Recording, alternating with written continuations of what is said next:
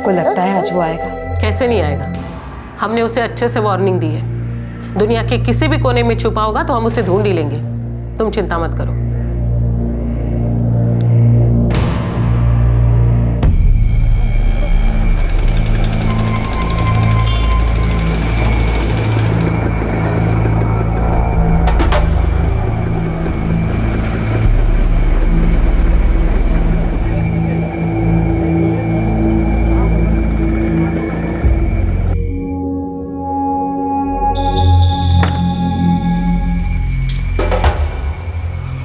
प्रणाली मैडम जी। नमस्ते, मैं गगनदेव। बैठो। 4 बार बुलावा भेजा था तुम्हें, एक भी नहीं मिला क्या? मिले मैडम, पर अब मुंबई आना थोड़ा मुश्किल होता है। उधर गांव में बहुत जिम्मेदारियां हैं। और यहाँ मुंबई में कोई जिम्मेदारियां नहीं है तुम्हारी? ये तुम्हारी पत्नी, ये बच्ची, इनसे मन भर गया है क्या तुम्हारा? इनके प्रति कोई जिम्मेदारी नहीं है तुम्हारी? मैडम ये आप क्या कह रही हैं? तुम्हारी पत्नी इस बच्चे की परवरिश के लिए कितनी तकलीफ उठा रही है, इसका जरा भी अंदाजा है तुम्हें? मैडम ये झूठ बोल रही है, उल्टा सीधा इल्ज़ाम लगा रही है मुझ पर, और आप इसके झांसे मारे हैं। मैडम ना ही तो मेरी बीबी है और ना ही बच्ची मेरी है। ये मुझे ब्लैकमेल करने की कोशिश कर रही है और इसको लगता है कि कानूनी मामले फंसा कर मुझे मानने में मजबूर कर सकती है कि मेरी पत्नी है। लेकिन नहीं मैडम, मैं बिल्कुल भी नहीं मानने वाला।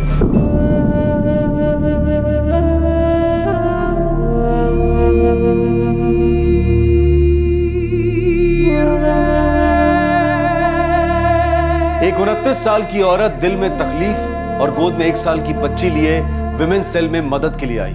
वो चाहती थी कि उसका पति लौट आए और उसे और उसकी बेटी को अपनाए। लेकिन जिस आदमी को वो अपना पति कह रही थी, वो जब आया तो उसने उस औरत और उस बच्ची को पहचानने से साफ इनकार कर दिया।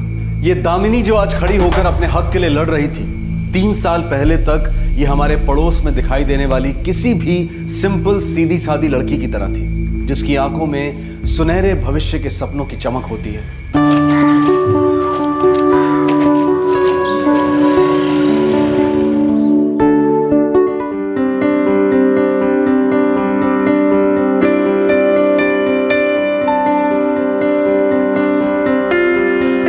अच्छा पापा, मैं चलती हूँ, बहुत देर हो गई है। पापा मैं क्या कह रही थी कि किचन में मैंने खाना रख दिया, आप प्लीज गर्म करके खा लेना। ठीक है बेटा। ओके बाय पापा। बाय बेटा, अब ध्यान से जाना बेटा। ओके पापा।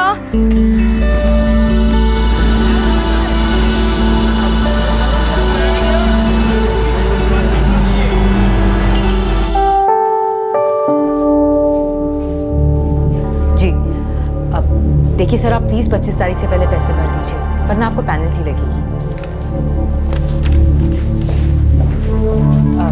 Thank you sir. दामिनी ये लिस्ट लो, इसमें विवेक बहल का नंबर है। इसका बैलेंस 6000 से ऊपर चला गया और 4 महीने से इसने बिल नहीं भरा है। सर मैं इन्हें 3 दिन से लगातार फोन कर रही हूँ, पर हमेशा इनका फोन ऑफ आता है। ये लो, ये इसका फॉर्म है, इसमें इसका ऑल्टरनेट नंबर है, इसको ट्राई करो और इस रिकवरी को प्रायोरिटी पे डालो, ठीक है? Right sir.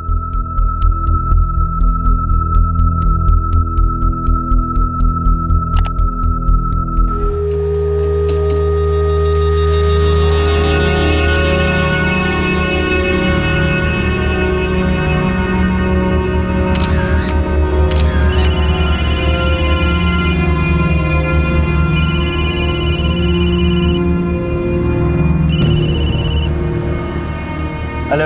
हेलो सर, क्या मैं मिस्टर विवेक बहल से बात कर सकती हूँ? Sorry, wrong number. लेकिन सर उन्होंने अपना ऑल्टरनेट नंबर यही दिया है। किस लिए?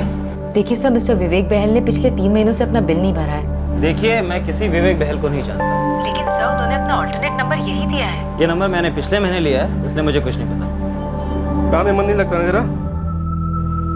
सारा काम मैं ही करूं, तू बस फोन में लगा रहा है। भैया फोन आया था, मैंने नहीं किया था। फोन आया था।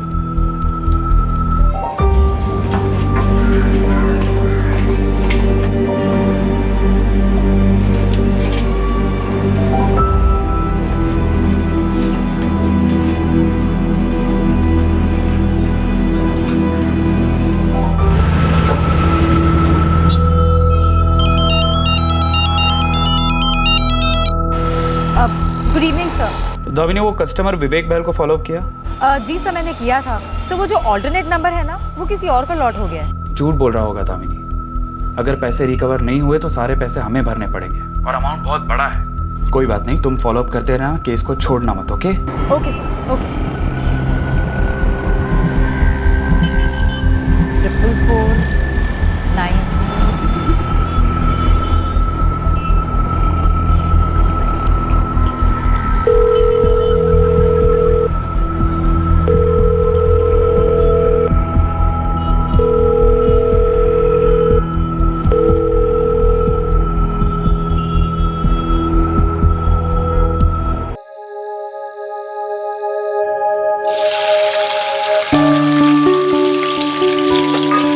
ये ले बेटा।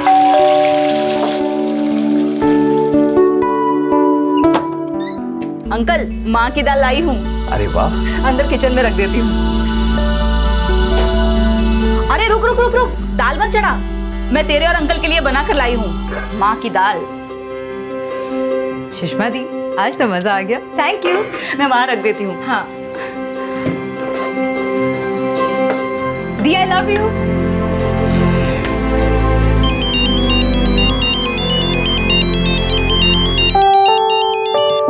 हेलो, कौन बोल रही हैं? आपने फोन किया है? जी वो आपके नंबर से मिस कॉल था। आप कौन बोल रहे हैं? जी मैं गगन। जी मैंने तो नहीं किया। वैसे आप कौन बोल रही हैं? सॉरी, मैंने कहा ना मैंने कोई फोन नहीं किया।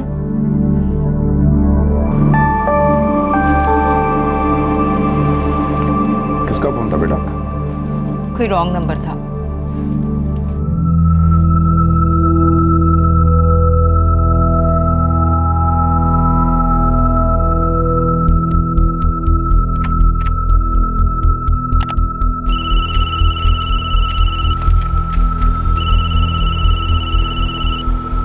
हेलो। हेलो सर, क्या मैं मिस्टर विवेक? अरे मैडम, मैंने आपसे कल भी बोला था कि ये किसी विवेक बहल का नंबर नहीं है और ना ही मैं उसको जानता हूँ। सर लेकिन उन्होंने अपना ऑल्टरनेट नंबर यही दिया है। एक मिनट, एक बात बताइए, कल आपने मुझे किसी दूसरे नंबर से कॉल किया था? सर मैं समझी नहीं आप क्या कह रहे हैं। कल आपका मिस कॉल आया था, मैंने पलट के फ़ोन किया तो आपने कहा कि आपने फ़ोन ही नहीं किया। मैं गगन, याद आया आपको? मिस्टर गगन, क्या मुझे आपका एड्रेस मिल सकता है? आप किस लिए मिलना चाहते हैं? देखिए मिस्टर गगन, हमारा मिस्टर विवेक बहल पे काफ़ी अमाउंट आउटस्टैंडिंग है और उन्होंने अपना ऑल्टरनेट नंबर यही दिया है। अब क्रॉस चेक तो करना ही होगा ना। आप आएंगी क्रॉस चेक करने? सर आप अपना एड्रेस देंगे? लिख लीजिए। मैं कम इन सर? कमेंट। सर वो जो मिस्टर विवेक बहल का ऑल्टरनेट नंबर था वो अब किसी गगन देव को अलॉट हो गया। वो फोटो स्टूडियो चलाता है। सर वो बता रहा था कि वो किसी विवेक बहल को नहीं जानता और उसने ये नंबर 1 महीने पहले ही लिया है। ओके, विवेक बहल के एड्रेस पे किसी ने विजिट किया? सर मैंने राकेश से कहा था, वो बता रहा था कि विवेक बहल वहाँ पे किराएदार था जो भी छोड़कर जा चुका है। ठीक है, किसी को गगन के पास भेजो, स्टूडियो पे। Right sir. Yes sir. Rakesh को बोलो मैं बुला रहा हूँ। सर राकेश जी तो 2 दिन से छुट्टी पर है। अरे यार, ये रिकवरी ने मुझे परेशान कर दिया है। दामिनी तुम खुद जाओ और देखो चक्कर क्या है। मुझे इस रिकवरी को एंड करना ही करना है। Okay sir.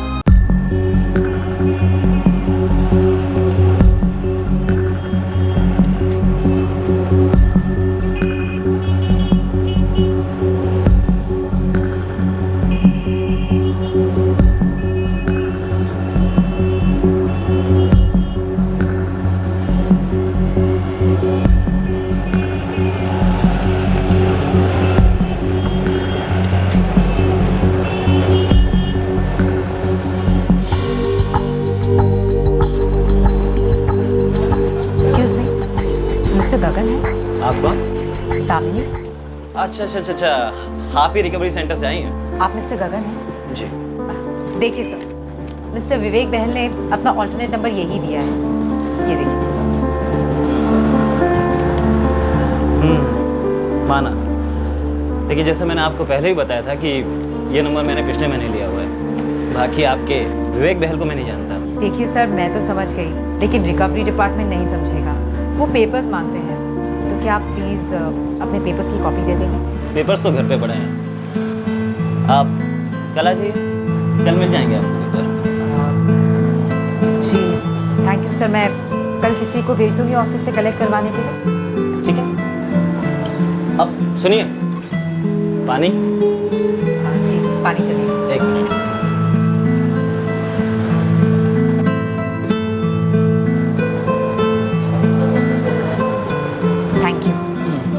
चाय?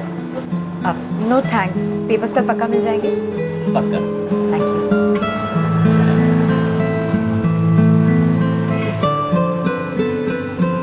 यूं ही एक वर्क रिलेटेड फोन कॉल के दौरान हुई बात, फिर पहली मुलाकात।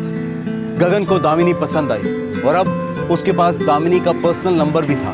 यूं ही फिर फोन कॉल्स बढ़े, बातें बढ़ी और इससे पहले कि दामिनी कुछ समझ पाती, वो दोनों एक दूसरे के प्यार में डूबने लगे। तुम उत्तर प्रदेश से हो? हाँ, कमाल है, मैं भी तो यूपी से हूँ। वैसे तुम लोग यहाँ मुंबई कब आए? हम लोग मुंबई 93 में आए थे, जब दंगों में हमारी दुकान जला दी गई थी। बस उसी वक्त मुंबई आना हुआ। तब तो मैं बहुत छोटी थी। अच्छा, तो तुम्हारे घर में कौन कौन है? फिलहाल तो बस मैं और पापा है। पापा रिटायर हो गए हैं और माँ को गुजरे हुए 11 साल। एक बड़े भैया हैं, वो भी 4 साल पहले शादी करके गांव शिफ्ट हो गए। वहाँ हमारी पुश्तैनी ज़मीन है, बस वहीं पे खेती बाड़ी करते हैं। वैसे तुम्हारे घर में कौन कौन है? मैं हूँ, माँ, बाबूजी, बड़ा भाई जयराज और भाभी।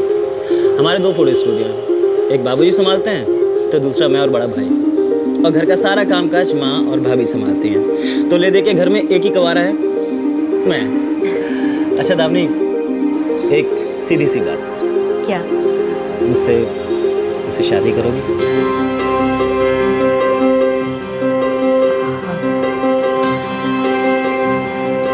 क्या तुमने इस बारे में अपनी मम्मी पापा से बात की है?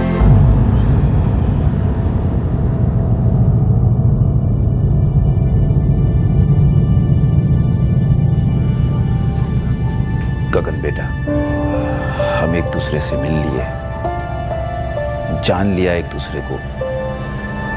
मैं जानता हूं बेटा तुम बहुत अच्छे लड़के हो, पर बेटा तुम्हारे माँ बाप से ना ही कभी दामिनी मिली है और ना ही कभी मैं। बेटा ये सारी बातें तो घर वाले बैठ कर तय करते हैं ना। देखिए पापा, मेरे माँ बाप नहीं मानने वाले।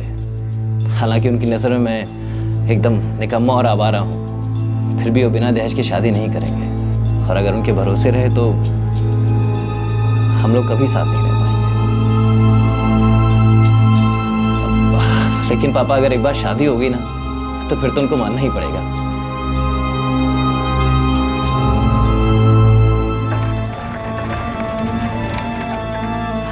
पापा, भैया, तो क्या शादी के बाद तुम लोग यहीं रहने वाले हो? हाँ, मैं वैसे भी पापा को अकेले नहीं छोड़ना चाहती थी। लेकिन उसके घर वाले मान जाएंगे? मैं गगन के भैया भाभी से मिली हूँ, उन्हें सब पता है।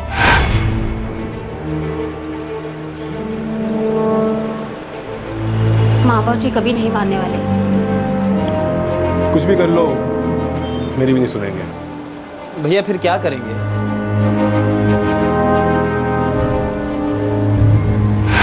गगन के भैया भाभी को मंजूर है, लेकिन उन्हें लगता है कि शायद माँ बाबूजी नहीं मानेंगे।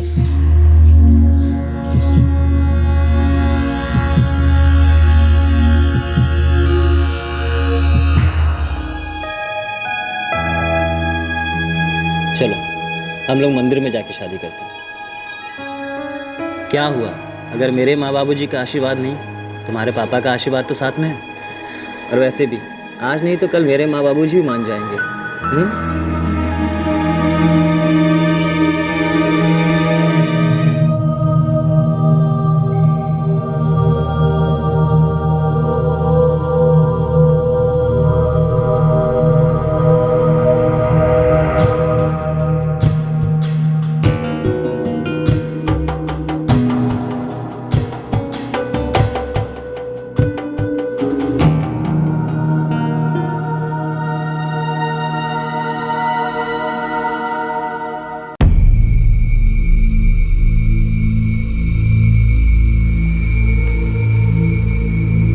ये फोटो देखिए,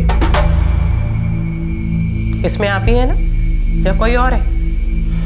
हाँ, मैं। मिस्टर गगन, जब आप यहाँ आए थे तब आपने ये कहा था कि आप इस औरत को जानते ही नहीं है। अब इन फोटो को देखकर आपने अलग ही सुर पकड़ लिया। कहाँ से आए इतने सारे फोटो? झूठ बोल रहा है ये, धोखा दिया है इसने। देखिए जो सच है मैंने बता दिया। मिस्टर गगन, ज्यादा उछलने की जरूरत नहीं है। यहाँ किसी और की नहीं बल्कि आपकी पत्नी और आपकी बच्ची की जिम्मेदारी उठाने की बात चल रही है। बच्ची आपकी नहीं है ना? डीएनए टेस्ट करवाओ।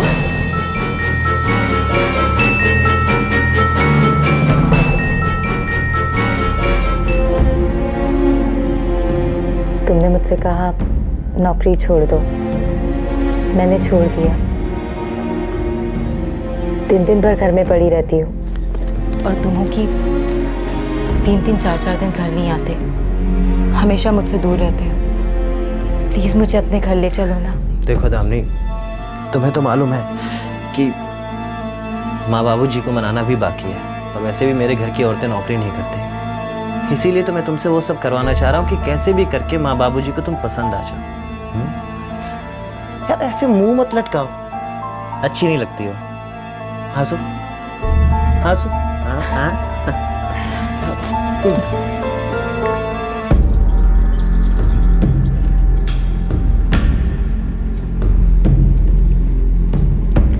बस बस बहू।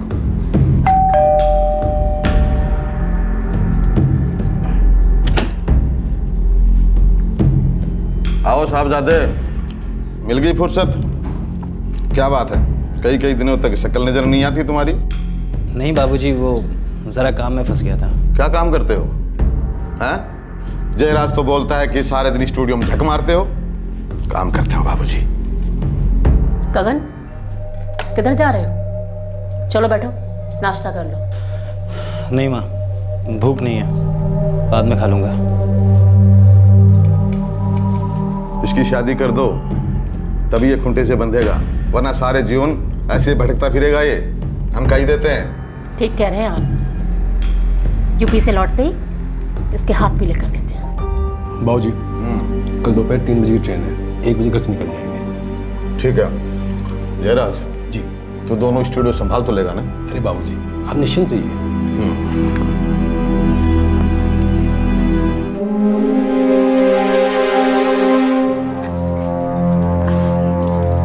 जानते हैं पापा, गगन ने ना सेल्समैन की नौकरी ढूंढ ली है।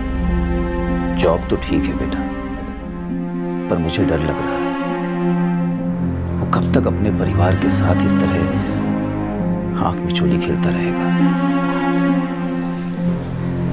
पापा, सब ठीक हो जाएगा। गगन कोशिश कर रहे हैं ना, आप देखना बहुत जल्दी सब कुछ ठीक हो जाएगा। मुझे पूरा यकीन है पापा।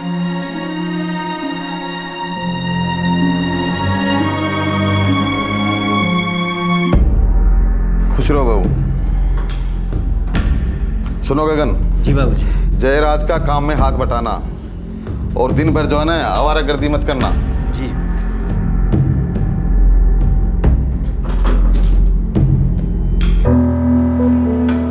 गगन, दामिनी को ले आओ, यही मौका है। माँ बाबूजी 15 दिन बाद आएंगे। पर भाभी, माँ बाबूजी आ जाएंगे फिर क्या करेंगे? फिर उन्हें सच्चाई बता देंगे कि आपने शादी कर ली है। एक बार गुस्सा करेंगे फिर तो मान ही जाएंगे ना।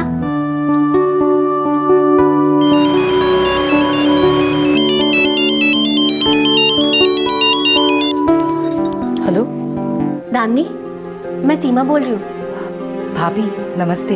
तू एक काम कर, जल्दी से अपना सामान पैक कर ले। भाभी, क्या बाबूजी और माँ जी मान गए हैं? तू बस आ जा, गगन 10 मिनट में निकल रहा है तुझे लेने।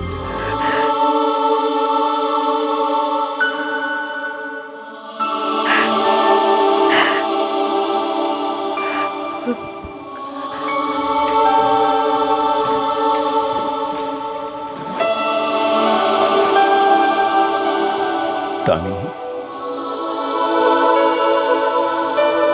बेटा ना ही तेरी शादी ठीक से हुई, ना ही मैं तुझे ठीक से विदा कर पा रहा हूँ। कोई बात नहीं पापा, आप चिंता मत कीजिए। देखना, अब सब ठीक होने वाला है।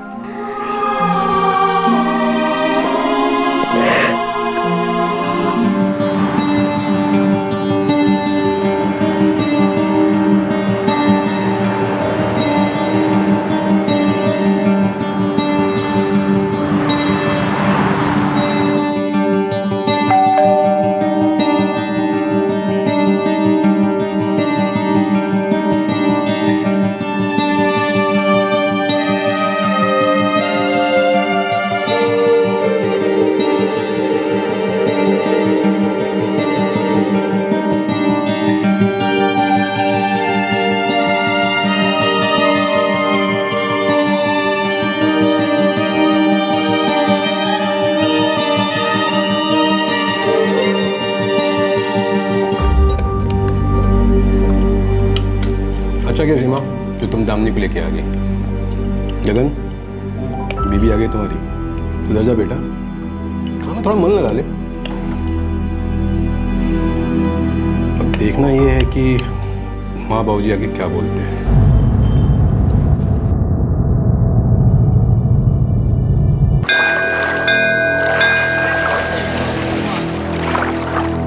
महेश जी भाई साहब। गगन के लिए एक लड़की है जी। इकलौती है, अच्छा पैसे वाला परिवार है। तो बात चलाओ ना भाई साहब। वैसे उसकी उम्र शादी लायक हो गई, शायद शादी के बाद वो लाइन पे आ जाए। 10 लाख रुपए कैश देंगे, 30-35 तोला सोना और भी बहुत कुछ देंगे। इकलौती लड़की है ना आखिर। इकलौती है, फिर और किसको देंगे? भाई साहब आप तो बस बात चलाइए।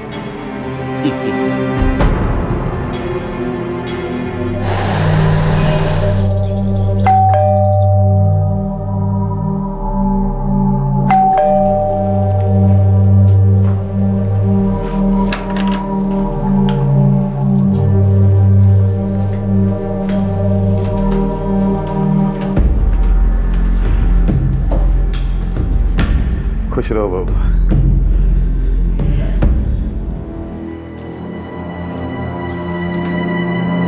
खुश रहो, खुश रहो। ये कौन है? माँ बाबूजी, ये दामिनी है। दामिनी तो ठीक है, पर ये है कौन? माँ जी, बाबूजी, गगन ने शादी कर ली है। ये आपकी बहू दामिनी है।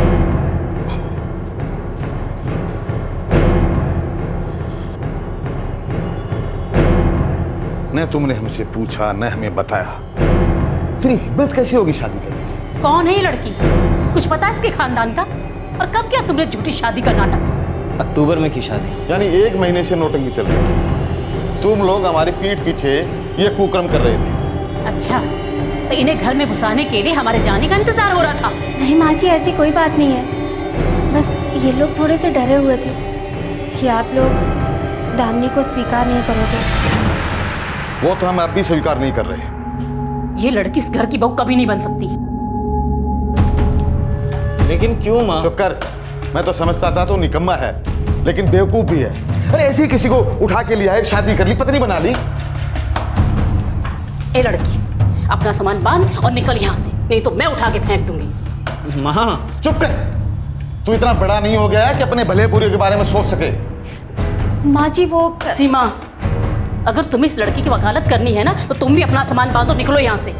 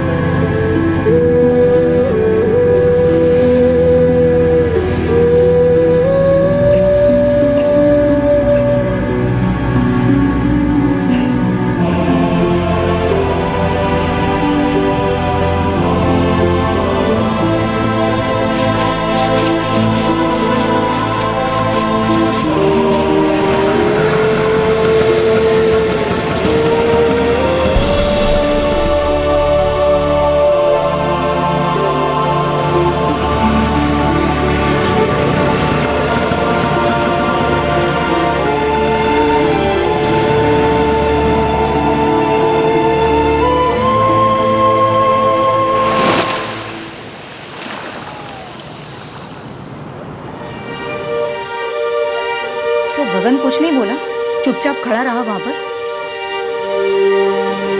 उन्होंने कहा है कि वो सब संभाल कर जल्दी आ जाएंगे मेरे पास। क्या बकवास है?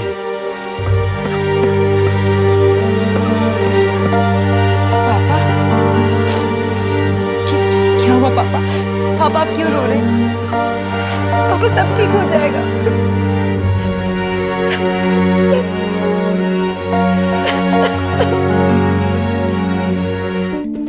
अरे का गधापना कर दिया गगन ने। बड़ा बेवकूफ निकला हमारा लड़का। लड़की ने बहलाया फुसलाया होगा। तुम एक काम करो, गगन को कहो कि ताऊ जी ने जो लड़की देखी है वो बहुत अच्छी है, बहुत कुछ लेकर आई। और अगर फिर भी दिमाग में बात नहीं आती है तो लड़की के बाबूजी को बुलाओ, उससे मोल भाव करो, सौदा करो, बिना सौदे के मत जाने देना। अरे हमारा लड़का जो है वो कोई रद्दी नहीं है कि ऐसा ही फेंक दे, समझ गए ना? आप ठीक कह रहे हैं भाई साहब। माँ, वो अच्छी लड़की है, तभी मैंने शादी की। उस बेचारे की माँ मर चुकी है, बाप रिटायर हो चुके हैं, थोड़े गरीब जरूर हैं। तो क्या करें, हमने धर्मशाला खोल रखी है। अरे बेटा, तुझे तो अपने भविष्य की परवाह नहीं है। अगर वो खाली हाथ चली आई, कुछ नहीं लाई, तो क्या खाक करेगा जीवन में? हाँ? गगन, उसके बाप से बोल एक बार मुझसे आकर मिले। ये क्या कह रहे हैं आप? इसमें हर्ज क्या पुष्पा, एक बार मिल लेते हैं ना।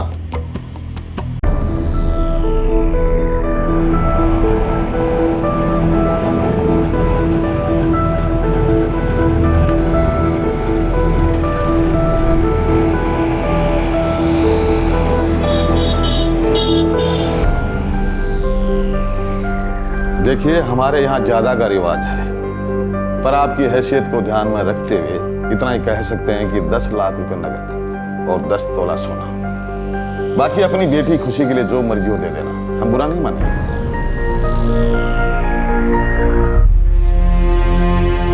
मैं पेंशन पर जी रहा हूँ, एक गवर्नमेंट फैक्ट्री में काम करता था।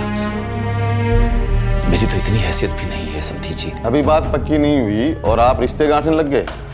पहले सारी व्यवस्था कर लो, फिर अपनी बेटी को भेज देना और मुझे समझी बोल देना। अभी आप माफ कीजिएगा। माँ जी, भाऊजी, हम दोनों ने एक दूसरे को दिल से माना है, प्यार किया है, शादी की है। हे लड़की, जब बड़े लोग बात कर रहे हो तो बीच में चपड़ चपड़ नहीं करते। ये शादी हमने नहीं करवाई, तुमने खुद की है। और वैसे भी इस शादी का कोई मतलब नहीं। हमारे यहाँ शादी बड़े धूमधाम से की जाती है, पूरे खानदान रिश्तेदारों को बुलाया जाता है। एक शानदार रिसेप्शन दो और जितना कहा गया है कम से कम उतना लेकर आओ, फिर कर लेना अपनी मुँह दिखाई।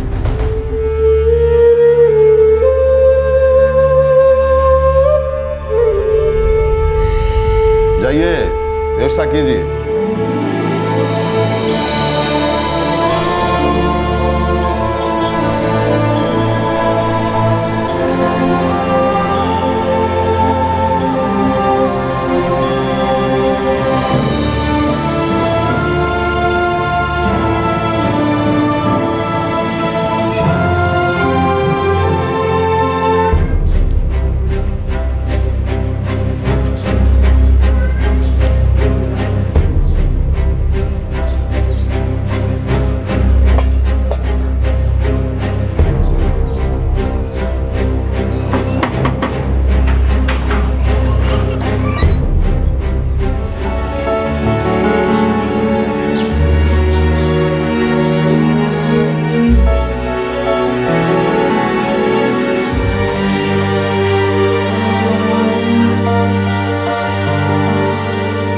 पापा, मैं घर छोड़ आया हूँ। अब मैं यहीं आप लोगों के साथ रहूँगा। बेटा, ये इतना आसान नहीं है, खास करके एक लड़की के लिए तो बिल्कुल ही नहीं। इसे ससुराल वाले जब तक अपना नहीं लेते तब तक मुश्किल ही है बेटा, कुछ आसान नहीं है। पापा, मैं मना लूँगा, वो मेरे माँ बाप हैं, जानता हूँ उन्हें। हाँ, थोड़ा टाइम लगेगा पर वो लोग मान जाएंगे।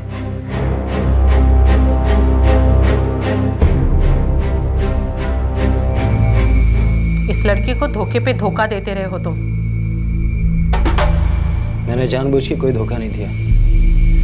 मैं तो अपने परिवार और उसके बीच में खुद पिस रहा था। मैं खुद बड़ी परेशानी में जी रहा था।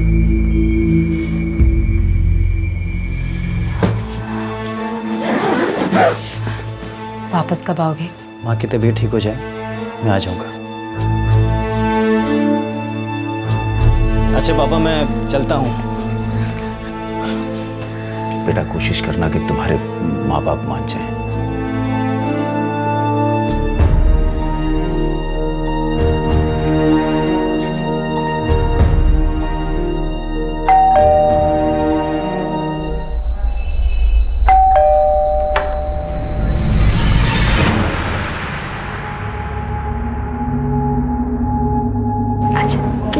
गगन, अगर तू अब उधर वापस गया ना तो मेरा मरा मुंह देखेगा। माँ, ये क्या नाटक है? क्या हुआ है तुझे? गगन, अगर तुझे बीमार करना बोला होता तो तू आता। इधर आ, चुपचाप मेरी बात सुन। मैंने तेरे लिए एक लड़की देखी है, बहुत सुंदर है, खानदानी और पैसे वाली है। देख बेटा, तेरी जिंदगी बन जाएगी। कहाँ सड़ रहा है वहाँ। माँ बेटा एक बार देख ले, तुझे मेरी कसम।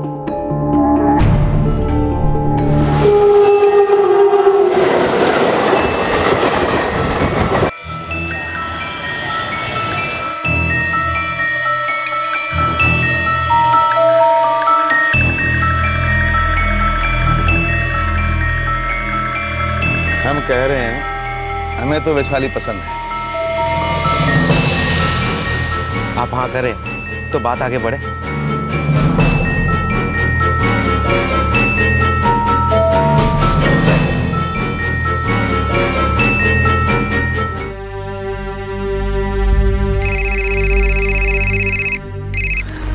कैसी हो दामिनी?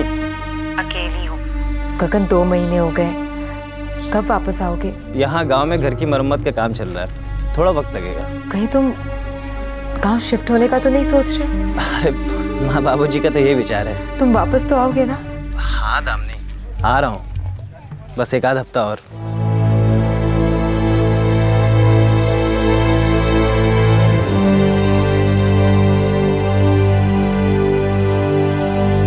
गगन दामिनी के पास लौटा, लेकिन थोड़े से वक्त के लिए, और अगले 6 महीने तक वो आता जाता रहा। अगस्त 2010 में दामिनी प्रेग्नेंट हो गई।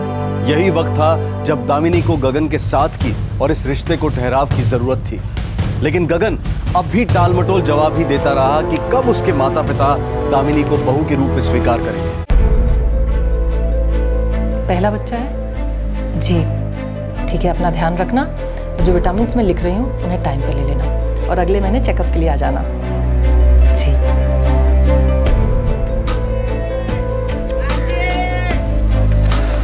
दामिनी, मुझे कुछ दिन के लिए फिर से जाना होगा।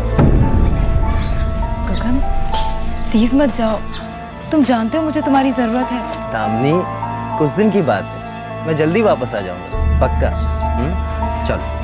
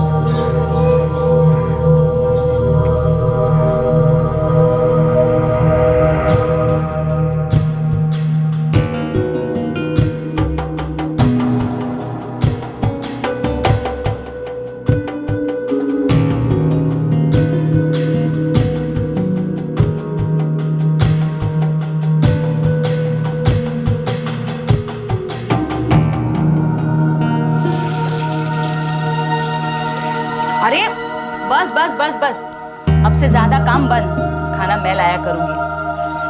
अब तुझे इसका ख्याल रखना है। अब 1 नहीं 2 है तू, समझी? जा आराम कर, मैं बना लूंगी।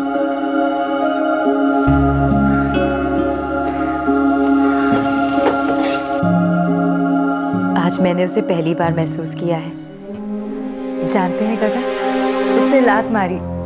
अगर लड़का होगा ना तो हम उसे फुटबॉल प्लेयर बनाएंगे, और लड़की होगी तो पीटी उषा। दामिनी, सुनकर बहुत अच्छा लग रहा है। आऊँगा ना तो कान लगा के बात करूँगा और पूछूंगा क्या बनना है। हाँ हाँ पूछ लेना, आपको भी लात पड़ेगी। वैसे गगन, आप कब आ रहे हैं? आजकल ना बहुत अकेलापन लगता है। दामिनी, बहुत जल्दी आ रहा हूँ, बहुत जल्दी। अपना ख्याल रखना है। जी। गगन, तू अब भी बात करता है उससे? अरे कितनी बार बोला गगन तुझे कि तेरी जिंदगी बनने जा रही है, तो समझता क्यों नहीं? आ जाओ पूछो आराम से। 8वां महीना लग गया है तुझे। अगले महीने बच्चा इस दुनिया में आ जाएगा। लेकिन पिछले 6 महीनों से हमने इसके बाप की शक्ल तक नहीं देखी। है कहाँ वो बता रहा था कि दादाजी ने बिस्तर पकड़ लिया है, कभी भी जान जा सकती है, इसीलिए रुका हुआ है। और इधर तू और तेरा बच्चा, इन दोनों जानों की कोई परवाह नहीं उसे।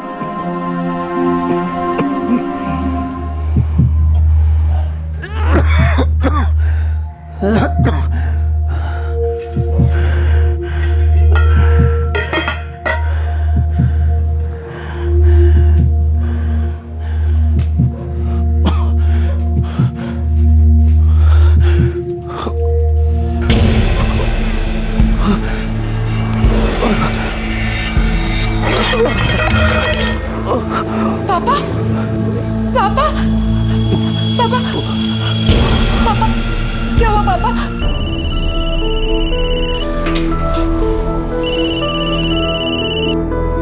हाँ दामिनी बोलो। पापा पापा मैं छोड़ के चले गए। क्या? आज सुबह उन्हें हार्ट अटैक आ गया। दामिनी तुम ठीक तो हो ना? गगन प्लीज वापस आ जाओ, मुझे तुम्हारी बहुत जरूरत है, प्लीज आ जाओ। दामिनी खुद को संभाले रखना। मैं समझ सकता हूँ कि इस वक्त तुम पर क्या बीत रही होगी, लेकिन अपना ध्यान रखना। हाँ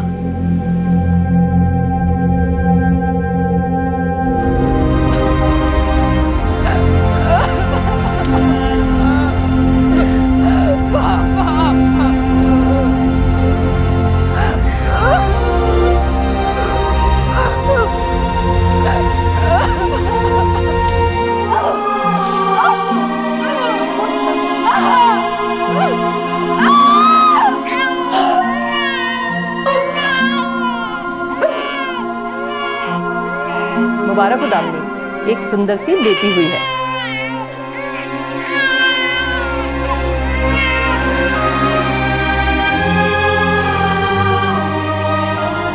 बिल्कुल हमारी छोटी दामिनी है ये। गगन कहाँ है? आ भी रहा है कि नहीं वो? उन्होंने कहा है कि वो परसों आ जाएंगे। एक बार इसे देखेगा ना तो कभी इसे छोड़कर नहीं जाएगा। हमारी प्यारी सी गुड़िया है ये, है ना? तू देखना, इसे मैं हमेशा अपने साथ ही रखूंगी, है ना? है ना?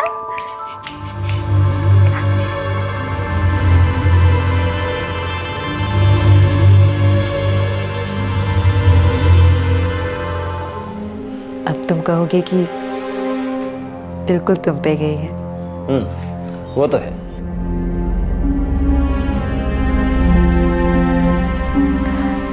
प्लीज अब मुझे अकेला मत छोड़ना। देखो दामिनी, एक बार तो जाना होगा। क्या है कि दादाजी की तबीयत बहुत ख़राब है, अंतिम सांसें लेने में जाए। और हाँ, फिर माँ बाबू जी को पोती की खुशखबरी भी तो सुनानी है। थोड़ा सा वक्त लगेगा, पर देखना वो लोग मान जाएंगे। और तुम चिंता मत करो, मैं अच्छे के लिए जा रहा हूँ।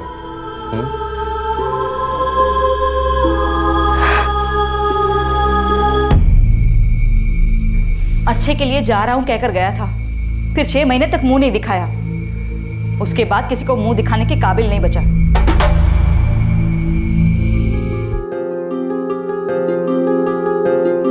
देख दामिनी, तू अपना ये थैंक यू बंद करा। महक हमारी भी बेटी है ना? है ना? और कब आ रहा है वो गगन? उसको बोल कि तुरंत आए, अब पानी सर के ऊपर जा रहा है। इस बार मैं और शाम बात करेंगे उससे।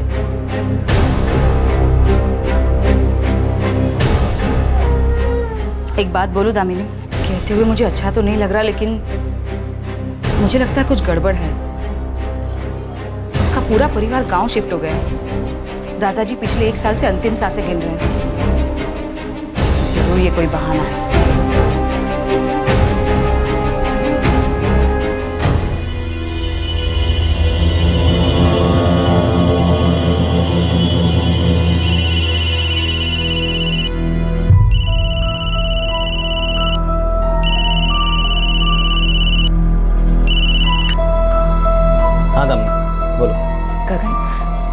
कैसे हो? दादाजी कैसे हैं? दामिनी क्या है? क्या चाहिए? गगन, मैं तुम्हारा इंतजार कर रही हूँ। तुम कब वापस आओगे? कब मेरा पति मेरे साथ रहेगा? कब मेरी बच्ची का पिता उसे अपनी गोद में उठाकर खिलाएगा? कब हम लोग साथ में रहेंगे? कब तुम्हारा परिवार हमें अपनाएगा? तो मुझे ऐसा लगने लगा है कि कहीं तुम खुद ही तो मैं अपनाना नहीं चाहते। हेलो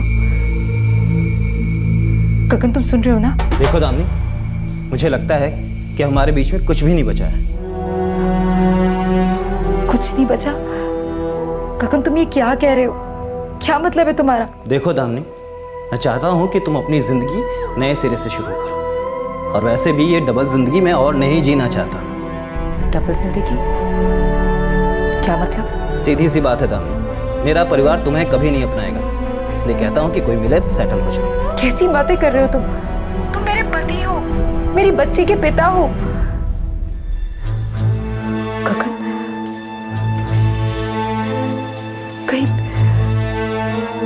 कहीं तुम्हें कोई और तो नहीं मिल गई है? गगन, जवाब तो, कहीं तुम्हें कोई और तो नहीं मिल गई है? हाँ दामिनी, मेरी शादी हो चुकी है। क्या? हाँ, मेरी शादी हो चुकी है, मेरी फैमिली है, इसलिए कहता हूँ कि मुझे भूल जाओ और नए सिरे से अपना घर बसा लो। गगन, तुम मजाक कर रहे हो ना? मैं सच बोल रहा हूँ। तुमने कब शादी कर ली? कहाँ? यही गांव में, इसी साल 21 मई को। आप समझी मेरी बात? मतलब कि हमारी बेटी के पैदा होने के 1 हफ्ते बाद ही तुमने शादी कर ली? तुम ऐसा कैसे कर सकते हो? तुम तो मुझसे बोल के गए थे कि तुम मामा जी को बेटी की खुशखबरी देने जा रहे। देखो दामिनी, जो होना था सो हो गया, अब उस पर रोके कुछ नहीं मिलने वाला, इसलिए कहता हूँ कि अब तुम भी अपनी एक नई जिंदगी शुरू करो। जी खाना लग गया है, माँ जी बुला रही है। आता हूँ। दामिनी की लड़ाई आसान नहीं थी। गगन अब शादीशुदा आदमी था जिसने 2 शादियां की थी। दामिनी को एक पत्नी का और एक माँ का हक चाहिए था, और उसे अपनी बेटी को उसके बाप से सारे हक दिलवाने थे, उस बाप से जो हक देने के लिए तैयार नहीं था। एक साधारण औरत की अपने हक की लड़ाई, दामिनी की लड़ाई एक विशाल रूप लेने जा रही थी।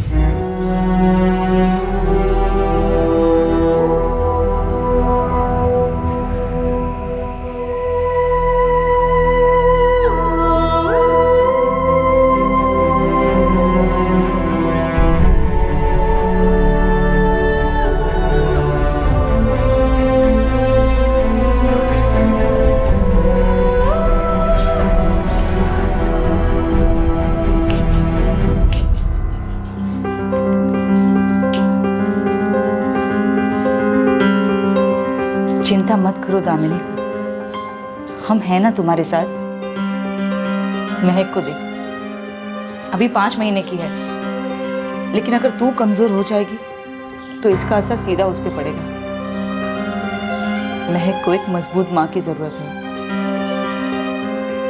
दामिनी, तू बता रही थी ना वो गगन की भाभी आजकल यहीं आई हुई है, चलकर बात करते हैं ना उससे, जाने तो सही बात क्या है। हो सकता है गगन अपने माँ बाप के दबाव के चलते झूठ बोल रहा हो।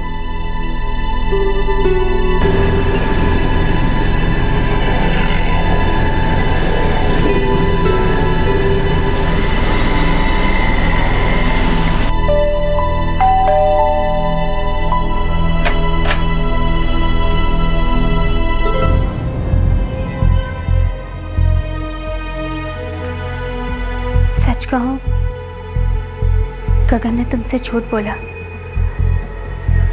दादाजी का स्वर्गवास तो कई सालों पहले ही हो चुका है। भाभी, क्या गगन ने सच में दूसरी शादी कर ली? हाँ दादी।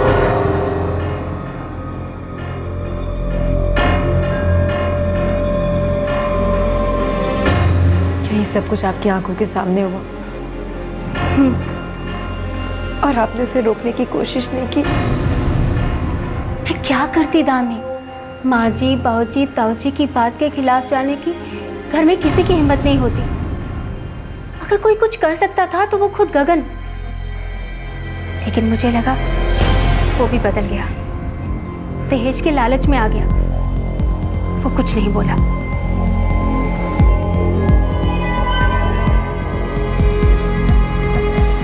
गगन ने बहुत गलत किया, पहले तो इसका काम छुड़वाया और बाद में जब ये माँ बन गई तो इसे भी छोड़ के चला गया वो। दामिनी, बच्ची कैसी है?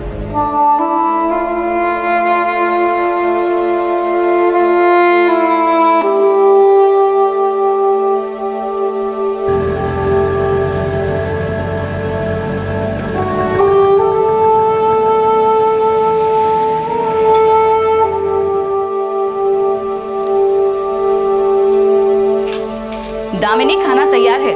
महक को दूध पिलाकर आ जाना।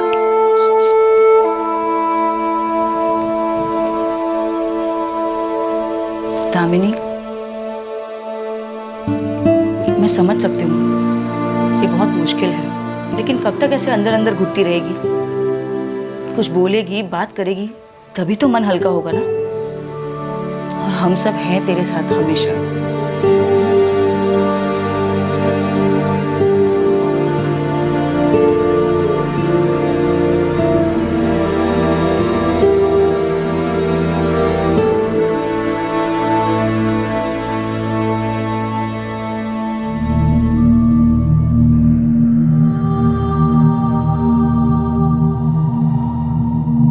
चलो हम लोग मंदिर में जाके शादी करते हैं।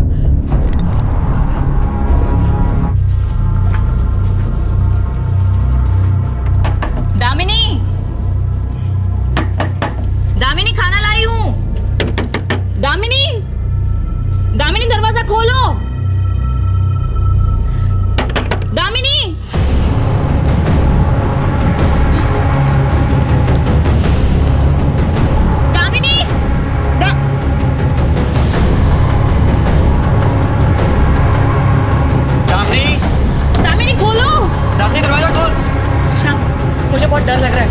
वो बहुत परेशान थी। दामिनी, दरवाजा खोल तू। दामिनी खोलो। दामिनी, दामिनी दरवाजा खोल।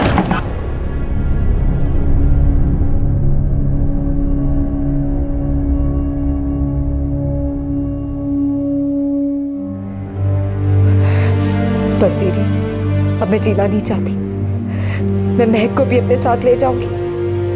मैं उसे इस तकलीफ में नहीं छोड़ूंगी।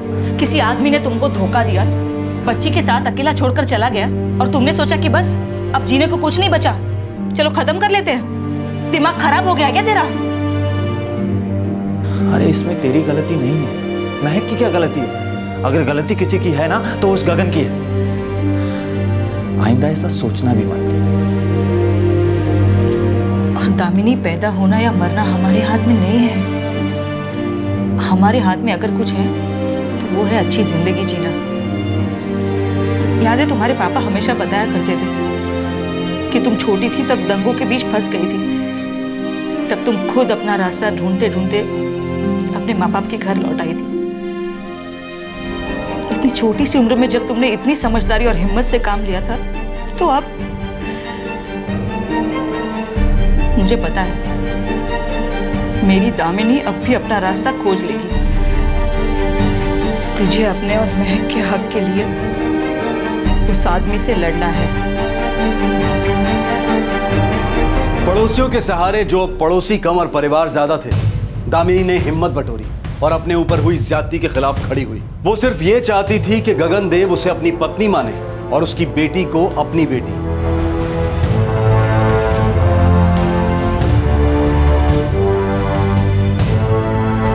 हम लोग शादी में मौजूद थे।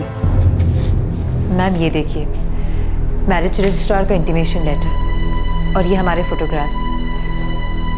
हमने अपनी शादी रजिस्टर कराने के लिए अप्लाई भी किया था, लेकिन कर नहीं पाए क्योंकि गगन के माँ बाप जी नहीं माने और फिर कोई ना कोई अड़चन आती रही। ठीक है, मैं इस गगन से बात करूंगी। वो इस वक्त यूपी में है ना, अपने गांव में? जी मैडम।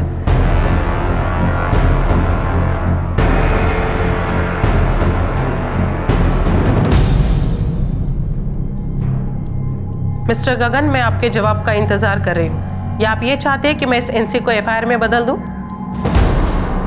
तकलीफ हो जाएगी, समझ लो।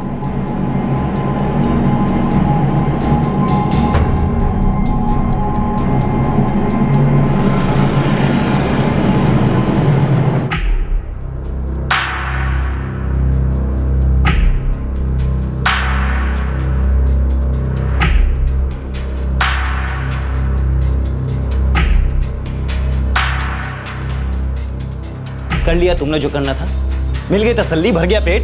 अरे तुम्हारे पास सिर्फ यही एक तरीका था अपनी मांग पूरी करने के लिए। मैं कहीं का नहीं रहा, फंसा दिया तुमने मुझे। मैंने ऐसा क्या कर दिया गगन? हम दोनों एक दूसरे से प्यार करते थे ना। तुम अपनी पूरी जिंदगी मेरे साथ बिताना चाहते थे, तुम मुझसे शादी करना चाहते थे ना। हाँ, तो मेरे चाहने या ना चाहने का अब क्या? हालात मुझे कठपुतली की तरह नचा रहे हैं। इधर जाओ तो कुआं, उधर जाओ तो खाई। देख, मुझे जाने दे, सब कुछ खत्म करने दे। अगर मैं यहाँ रुक गया तो वैशाली का बाप मेरे खिलाफ एफआईआर लिखा देगा, इसलिए कहता हूँ जाने दे मुझे। तुम गए तो वापस नहीं आओगे। तुम्हारे कब आए थे जो अब आओगे? तुम्हें क्या लगता है कि तुम्हारे ऐसे रोकने से मैं तुम्हारा हो जाऊंगा? गगन, मैं तुमसे प्यार करती हूँ। मेरा नहीं तो अपनी बच्ची का तो सोचो। इसके लिए मुझे वहाँ की जिंदगी संभालनी होगी दाम। देख, मैं भी जिंदगी अच्छे से जीना चाहता हूँ। मैं चाहूंगा अपने घर वालों को और वैशाली को अपने फैसले के बारे में साफ साफ बता दूंगा और सब कुछ शांति से खत्म करके। देखो दाम, पुराना जब तक खत्म नहीं होगा, नए की शुरुआत कैसे होगी? और वैसे भी तुम ये बात पुलिस तक पहुंचा चुकी हो, मैं कहाँ भाग के जा सकता हूँ? इसीलिए डरो मत, जो बाकी बचा है उसे मुझे खत्म करके आने दो।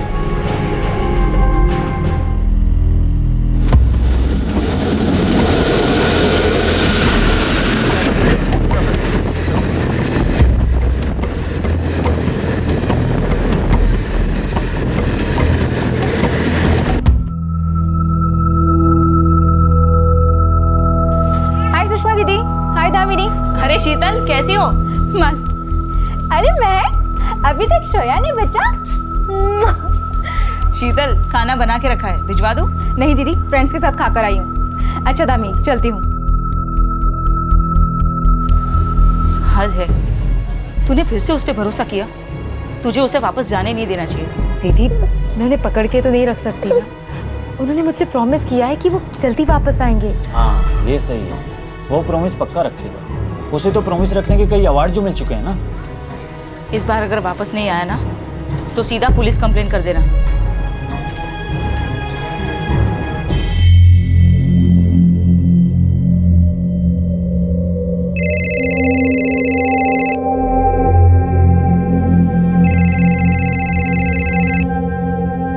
हेलो दामिनी जी, हमने आपको एक सलाह देने के लिए फोन किया है। बहुत छोटी सी सलाह है। गगन के पास आने की कोशिश मत कीजिए, और हाँ, पुलिस से दूर ही रहिए। आप कौन बोल रहे हैं? नाम से नहीं, बात से मतलब रखो। अगर बात भेजे में नहीं घुसी ना तो तुम और तुम्हारी बेटी दोनों नहीं बचेंगे, समझे ना? कौन बोल रहे हैं? बात समझ में नहीं आ रही है क्या? बार बार एक ही बात को बोले जा रही है दामिनी जी आप। हमने सोचा था कि जबान से काम चल जाए, चाकू निकालने की जरूरत नहीं पड़ेगी। आपके फायदे के लिए कह रहे हैं, गगन से दूर रहिए, नहीं तो हमें आपको और आपकी बेटी को रास्ते से हटाना पड़ेगा।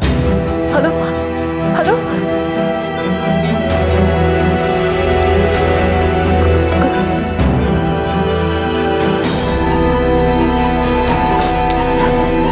The number you have dialed is not in service at this time.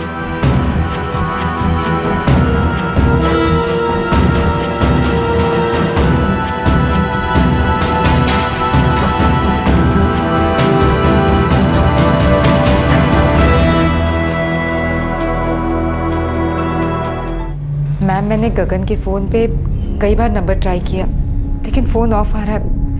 मुझे लगता है उसने अपना नंबर कटवा दिया। मैडम, जिस नंबर से धमकी आई थी वो यूपी का नंबर है। दामिनी, मैं तुम्हारे एनसी को एफआईआर में कन्वर्ट करेंगे, लेकिन इसके आगे की कार्रवाई लोकल पुलिस स्टेशन ही करेगा। जिसके एरिया में केस पड़ता है वही इसे आगे देखेगा।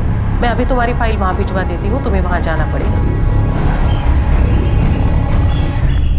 जी।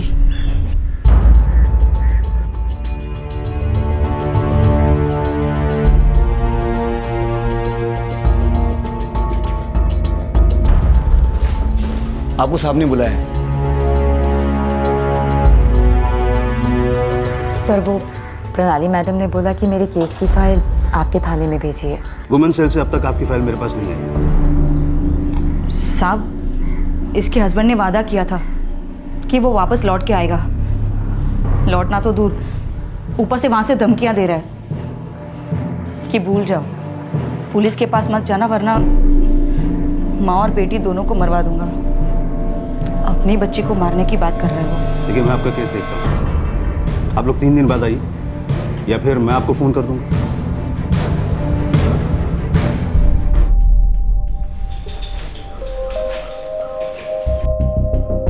अब मैं क्या कहूँ, आप लोगों की फाइल तो अब तक नहीं आई।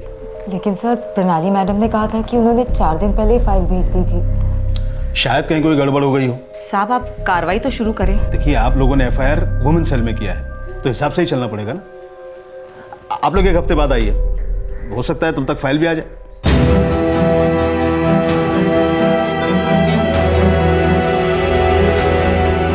मुझे तो लगता है आप लोग को एक बार फिर से वुमेन सेल जाकर पता करना चाहिए कि फाइल वहाँ से निकली भी है या नहीं, और अगर उनके हिसाब से फाइल हाथों हाथ भेज दी गई थी तो इतना टाइम नहीं लगना चाहिए।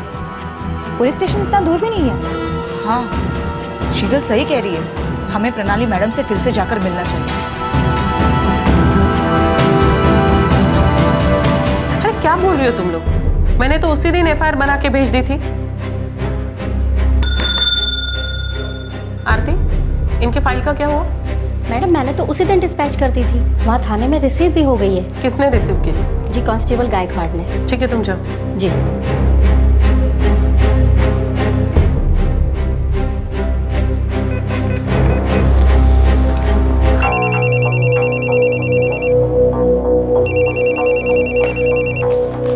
नमस्कार, कांस्टेबल गायकवाड़ बोलते हैं। मी PSI प्रणाली शिंदे, वुमेन सेल मधनं बोलती है। 10 दिन पहले हमने दामिनी के केस की फाइल आपके यहाँ भेजी थी, क्या हुआ उसका? मैडम, फाइल तो आई थी हमारे पास। आई थी तो उन लोगों को ये क्यों बताया जा रहा है कि आपके यहाँ फाइल आई ही नहीं है? वो फाइल तो मैंने PS आपको भेजी थी। कदम सर से कनेक्ट कर सकते हैं फोन पे इस वक्त? हाँ मैडम, 1 मिनट। नमस्कार सर, मी PSI प्रणाली शिंदे, वुमेन सेल मधून। प्रणाली, मुझे फाइल मिली है, मैंने पढ़ी भी है। सर, इस औरत के साथ बहुत बुरा हुआ है। इसके पति ने बहुत ही गंभीर गुनाह किया है। उसने इसे पहले तो छोड़ दिया, उसके बाद उसने दूसरी शादी कर ली सर, जो कि कानून के खिलाफ है। प्रणाली, इसमें एक प्रॉब्लम है। क्या प्रॉब्लम सर?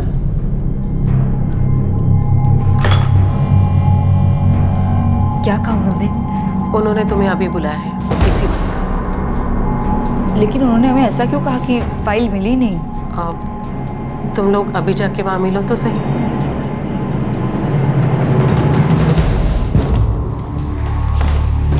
अब अंदर जाइए।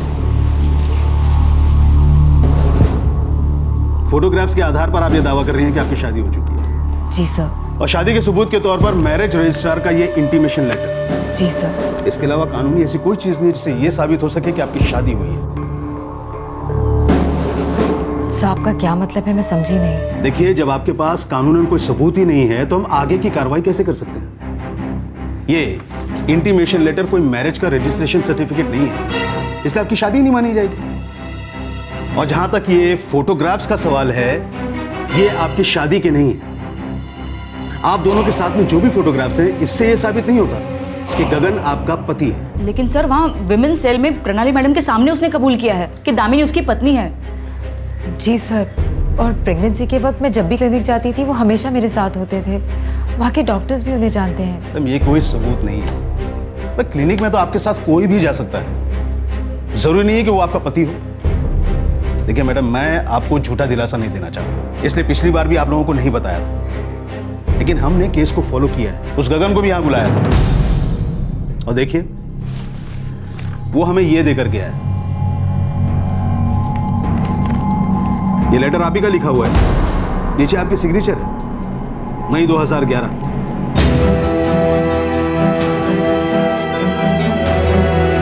मेरा अब गगन से कोई रिश्ता नहीं है।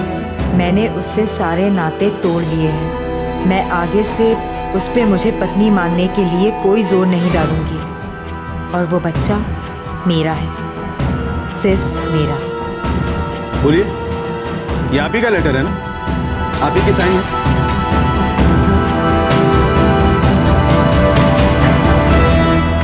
दामिनी, ये तूने लिखा है?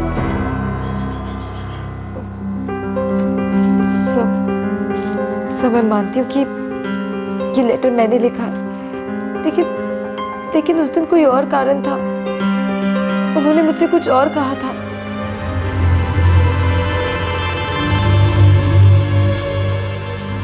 अब तुम कहोगे कि बिल्कुल तुम पे गई है। वो तो है। प्लीज अब मुझे अकेला मत छोड़ना। देखो दामिनी, एक बार तो जाना होगा।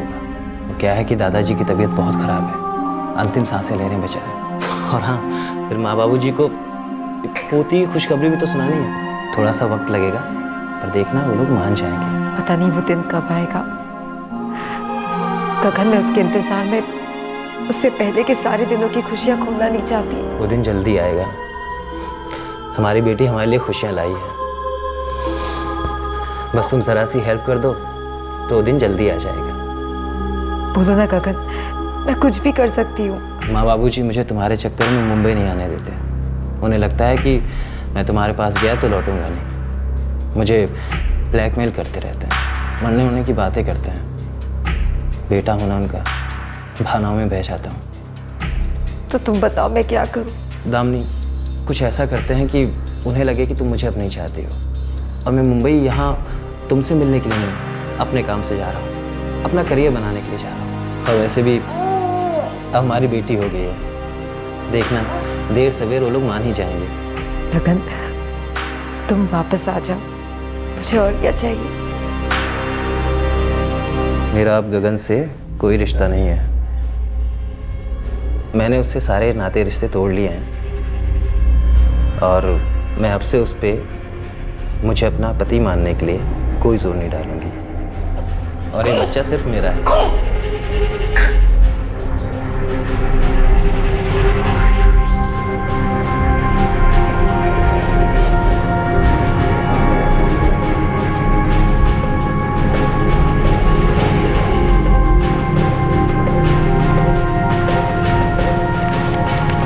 अब मैं चलता हूँ, जाके बताऊंगा कि मैं बाप बन गया हूँ। देखना वो लोग ज़रूर मान जाएंगे। तुम चिंता मत करो, मैं अच्छे के लिए जा रहा हूँ। और अगर नहीं माने ना तो ये लेटर दिखाऊंगा, तब वो लोग ज़रूर आने देंगे 100%। दामिनी, अपना ख्याल रखना।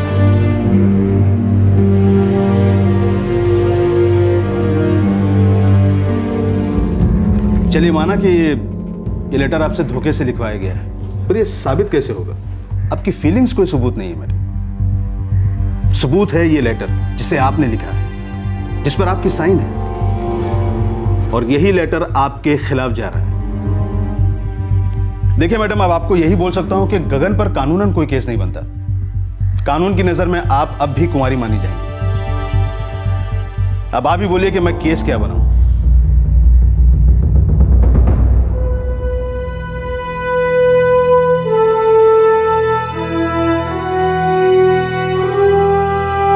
हार मत मानो। तो अब क्या करें? रो ले दामिनी, जितना चाहे रो ले, लेकिन बस ऐसे हिम्मत मत हारना। अपने दर्द को छुपाओ मत, बल्कि बताओ लोगों को। याद रखना दामिनी, कानून के घर देर है लेकिन अंधेर नहीं।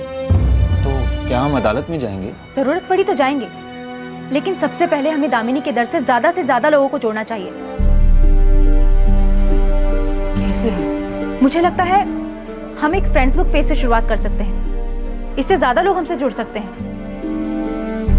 लेकिन किसी एक औरत की परेशानी से सबको क्या लेना देना? क्यों नहीं हो सकता? और इसमें प्रॉब्लम ही क्या है? क्यों दामिनी इस तरह बिना किसी गलती के घुट-घुट कर जीती रहे, और गगन इतनी गलतियां करने के बाद भी मस्त घूमता रहे? गगन को उसकी गलती का हिसाब चुकाना ही होगा। गगन को दामिनी और महक का खर्चा उठाना ही होगा। बिना किसी सबूत के तो बड़ी आसानी से यूं ही निकलता जा रहा है गगन। लेकिन मुझे पक्का यकीन है लोग आगे आएंगे और हमारी मदद जरूर करेंगे। आजकल ऑनलाइन मूवमेंट्स चल रहे हैं, सोशल नेटवर्किंग साइट्स के जरिए। दामिनी, तू तो पहले कॉल सेंटर में जॉब करती थी ना, तब तो तेरा फेसबुक पर कोई अकाउंट होगा? मेरा अकाउंट था, लेकिन मैंने उसे बंद कर दिया था। गगन को अच्छा नहीं लगता था कि मैं उस पर किसी अनजान लोगों से बात करूं या दोस्ती करूं, बस इसीलिए बंद कर दिया। और जब मैंने ऑफिस छोड़ा तभी उसे डीएक्टिवेट कर दिया। हम उसे रीएक्टिवेट करवा सकते हैं या फिर कोई नया अकाउंट खुलवा सकते हैं। तू अपने हक की लड़ाई लड़ना चाहती है?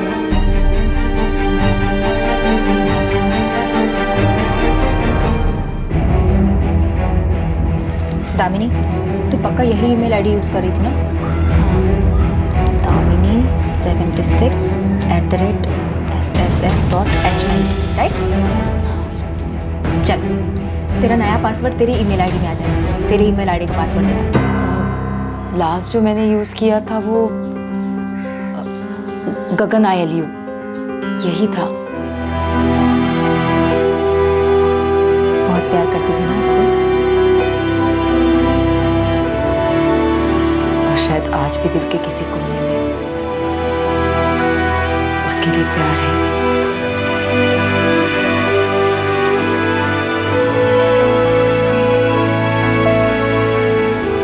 मिल गया। अरे वाह, ये तो चालू भी है। चल, अब हम तेरे और गगन के साथ वाले फोटोग्राफ्स मैरिज रजिस्ट्रार का इंटीमेशन लेटर अपलोड करते हैं। तेरा स्टेटस अपडेट करेंगे और तुझे मैं फ्रेंड ऐड करके तेरा स्टेटस अपनी वॉल पे शेयर करती हूँ और अपने सारे फ्रेंड्स से कहती हूँ शेयर करने के लिए। मुझे पूरी उम्मीद है कि लोग हमसे जुड़ेंगे और हमें कोई ना कोई मदद ज़रूर मिलेगी। ला, फोटो दे।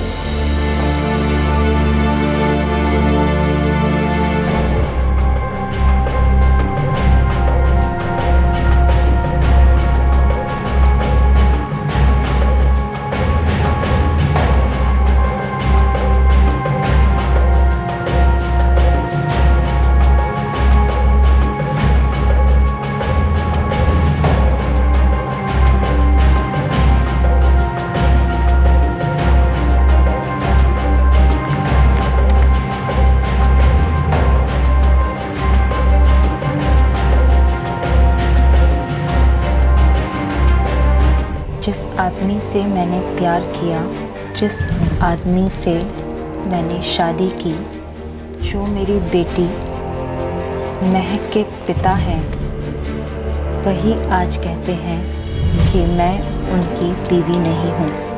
वो आज धोखे से दूसरी शादी कर चुके हैं।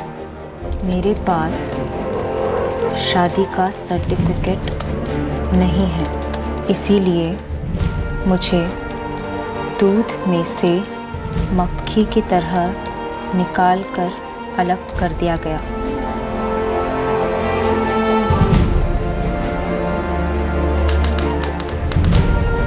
इसीलिए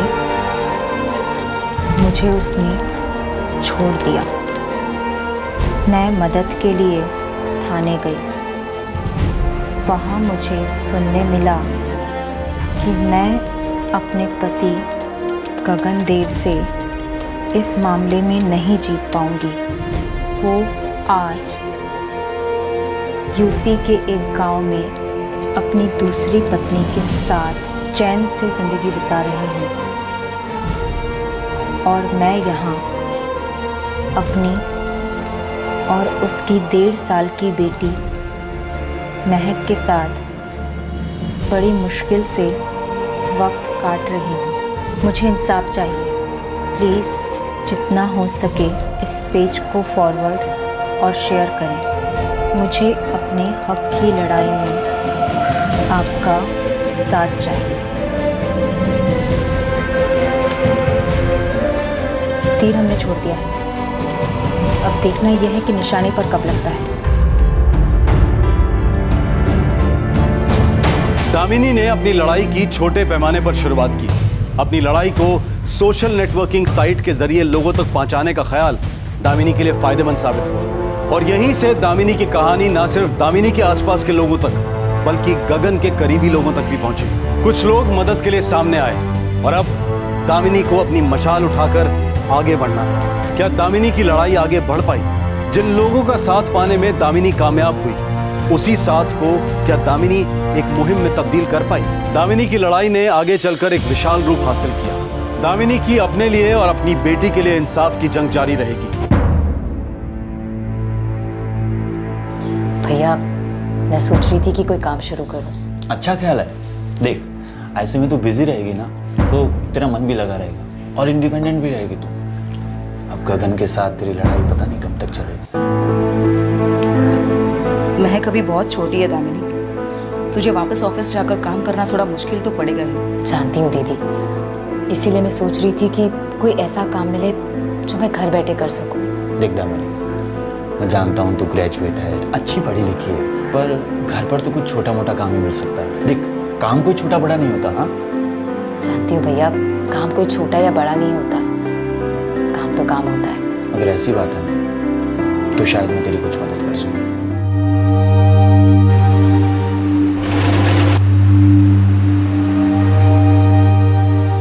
क्या है श्याम भाई, लेबल स्टिचिंग के 5 रुपए देते।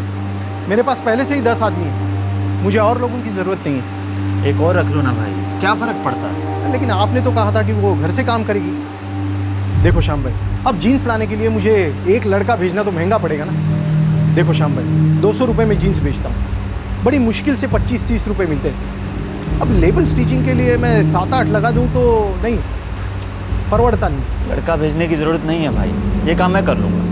और आप पर जीन्स लेबल स्टिचिंग 5 मत देना, 4 दे देना, 3 दे देना भाई।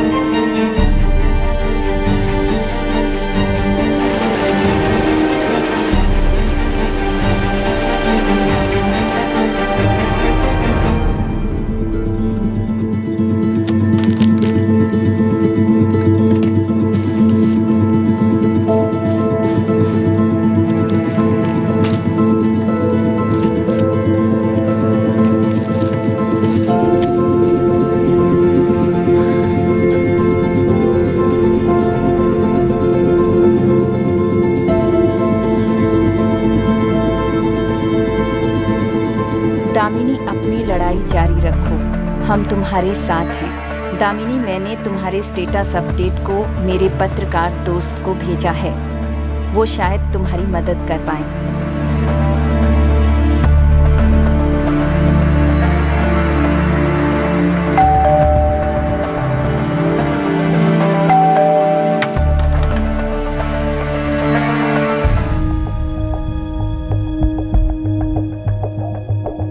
दीदी, बहुत सारे रिस्पॉन्सेज आए हैं। फेसबुक में एक यूपी ग्रुप है, उसमें ही मैंने दामिनी का स्टेटस फॉरवर्ड किया था। शीतल, तुम्हें क्या लगता है इससे कोई फायदा होगा क्या? उम्मीद करने में क्या बुराई है, क्या पता। अब पता नहीं मुझे क्या चाहिए, क्या हासिल होगा। अब तो उनके दिल में मेरे लिए प्यार भी नहीं बचा है, और ना ही महक के लिए लगा। लेकिन वो अपनी जिम्मेदारी से भाग नहीं सकता, हर बाप की तरह उसे अपना जिम्मा उठाना ही पड़ेगा। इस तरह तुम्हें छोड़कर नहीं जा सकता। तुम ये मत सोचो कि तुम कोई झगड़ा कर रही हो, तुम्हें बस अपना हक चाहिए। तुम्हारा पति और उसका परिवार इस तरह अपनी जिम्मेदारियों से पल्ला झाड़कर बैठ नहीं सकता, तुम्हारी जिंदगी और तुम्हारी भावनाओं से ऐसे खेल नहीं सकता।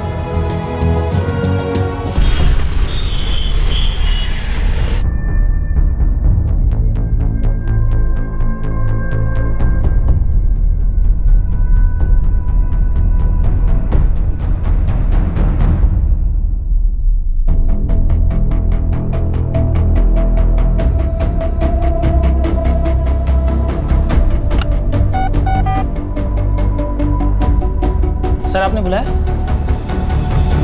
स्टोरी दिलचस्प है। कांटेक्ट नंबर किसी शीतल चुग का दिया है। डिटेल्स निकालूं सर? स्टोरी में दम लगता है। Okay sir.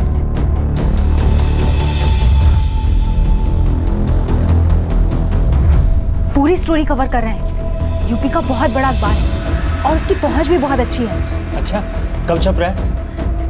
ये तो नहीं पता, लेकिन हाँ, कम से कम हमारी बात तो आगे बढ़ी।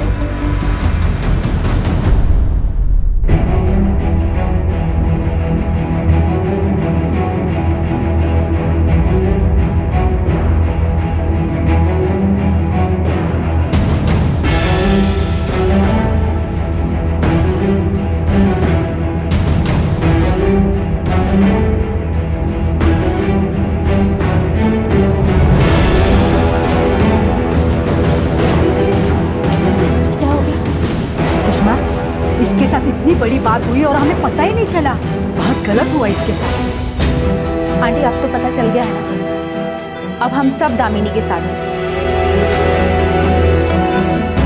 हाँ, हम सब साथ हैं। हाँ, हम सब साथ हैं।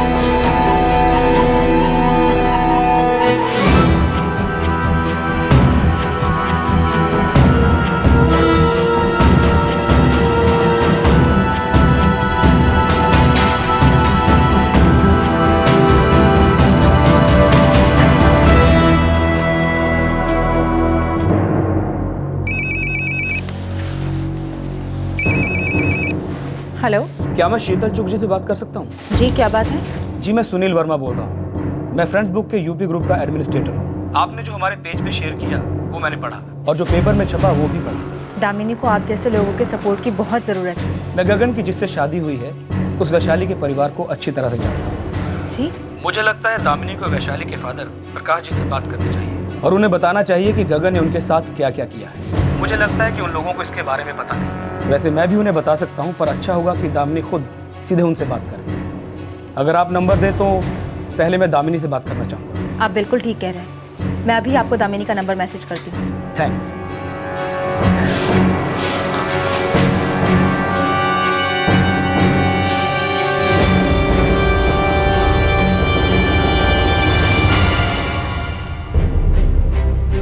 मैं क्या बात करूं? सुषमा, मुझे बहुत डर लग रहा है। वो गगन की दूसरी बीवी के पिता है। डरो मत दामिनी, सुनील वर्मा खुद बात कर लेते, लेकिन तुम बात करोगी तो अलग ही असर पड़ेगा, बहुत फर्क पड़ेगा। हौसला रखो। शायद वैशाली को भी गगन की इस करतूत का पता नहीं है।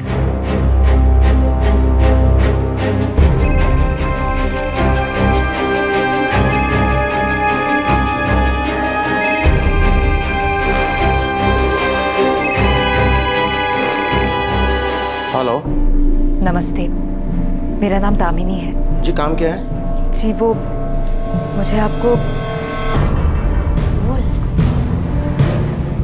आपको कुछ बताना है मुझे। अब बोल कहाँ से रही है? बात क्या है?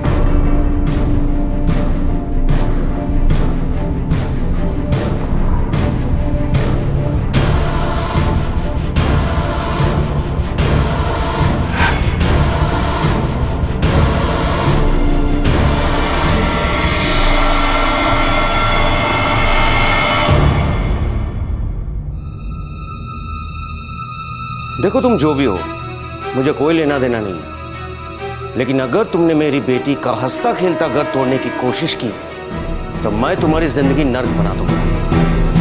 मेरी बेटी से दूर ही रहना। क्या हुआ? क्या कहा उन्होंने? क्या बोले वो?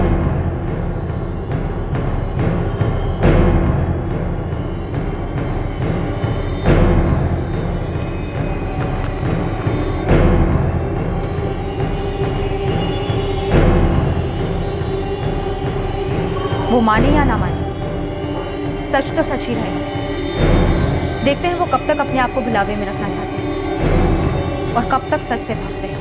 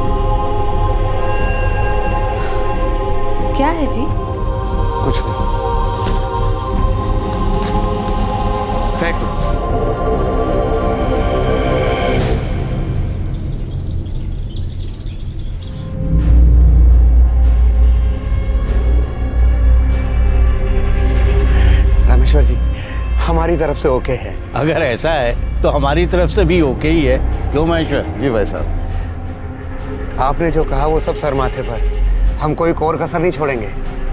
वैसे भी एक ही तो बेटी है हमारी। विश्वनाथ जी, ये तो आपका बड़पन है। मुबारक हो। बहुत बहुत मुबारक हो, मुबारक हो।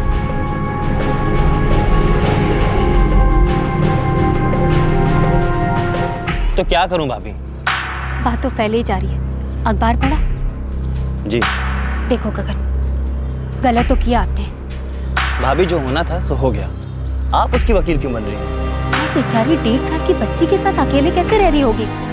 7 फेरे 7 कस्में सब भूल गए क्या? बेवकूफी थी मेरी। बेवकूफी आपकी थी और उसकी सजा वो भुगत रही है। तो आप क्या चाहती हैं? मैं उसको भी यहाँ ले आऊँ? भाभी सब खत्म हो गया है, क्यों गड़े मुर्दे उखाड़ रही हैं? बेवकूफ तो बनाया ना उसे बहकाया। आप एक कमजोर और डरपोक आदमी हो। बस भाभी, बहुत हो गया आपका प्रवचन। अब भूलिए मत कि आप इस घर का हिस्सा हैं।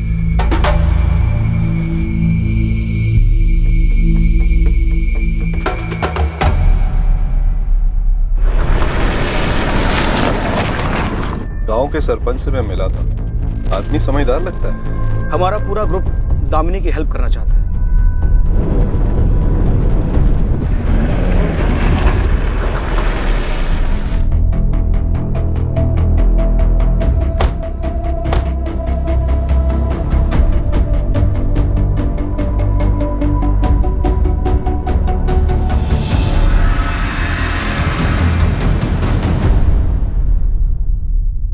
देखिए, मैं रामेश्वर और महेश्वर दोनों भाइयों को अच्छी तरह से जानता हूँ। गगन और वैशाली की शादी में भी गया था मैं। यही तो गलत हुआ है बद्रीनाथ जी। उस लड़के ने दामिनी को धोखा दिया है, धोखे से दूसरी शादी की है। अब आप ही बताइए, क्या गुजर रही होगी उस माँ पर इतने बड़े मुंबई शहर में? वो सब इसलिए क्योंकि शादी रजिस्टर नहीं हुई। सही कह रहे हैं आप, बिल्कुल गलत बात है। अब किया क्या जाए सरपंच जी? देखिए, मैं प्रेस से हूँ और सुनील फ्रेंड्स बुक पर एक ग्रुप चलाते हैं।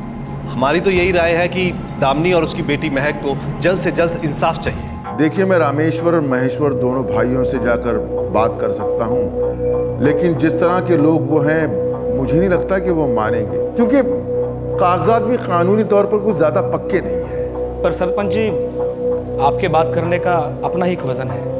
ठीक है, चलिए कोशिश करके देखते हैं। वैसे आप लोगों को मैं एक और सलाह देना चाहूँगा।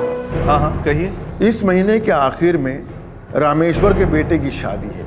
आप दामिनी से कहिए कि वो यहाँ आए और गगन ने उसे कैसे धोखा दिया उसका पोल खोल दे, सारे गांव में ढिंढोरा पीट दे। रिश्तेदारों के सामने बदनामी हो, तब शायद बात नए सिरे से शुरू हो पाए।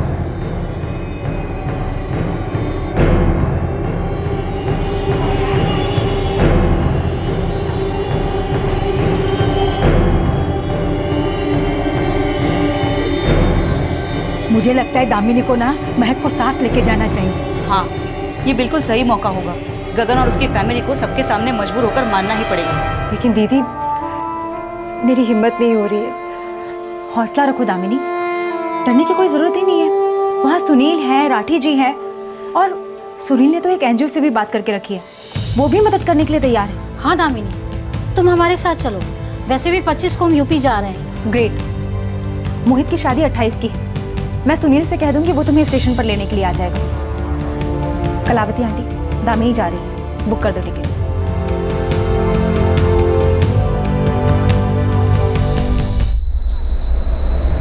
बद्रीनाथ जी, आप गांव वालों के सरपंच, फिर बाहर के लोगों का जिम्मा क्यों ले रहे हैं अपने सर पे? वो हम पे कीचड़ उछाल रहे हैं और आप हमें ही पाठ पढ़ा रहे हैं। देखिए, पाठ पढ़ाने वाली कोई बात नहीं है, कुछ तो गलत हुआ है ना। क्या गलत हुआ है? वो कोई शादी थोड़ी थी, वो तो बच्चों का बचपना था। बचपन में ही बेटी भी हो गई। अरे वो गगन की बेटी है। कौन जाने किसकी है। रामेश्वर जी, ऐसे सच को मत झुठलाइए। गगन, तुम क्यों नहीं बोलते? अब कोई बच्चे नहीं रहे, बाकायदा मर्द बन गए हो।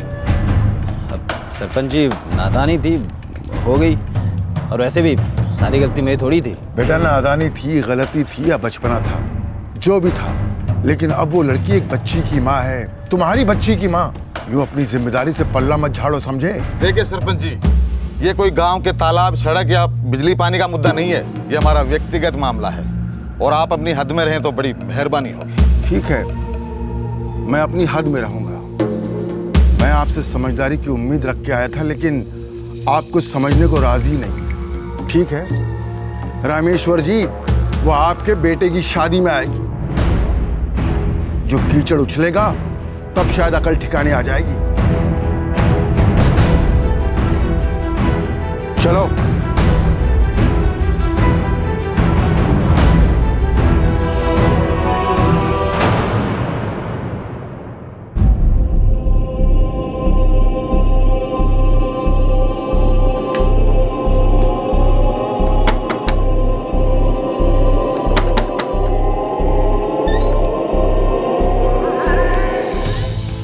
तो आप लोग 25 को नहीं जा रहे हो? नहीं जाना हो पाएगा दामिनी, हमारे रिश्ते में कोई गुजर गए हैं, इसलिए जाना कैंसिल हो गया है। और मैं यही पूछने आई थी कि तुम्हारे टिकट का क्या करूं?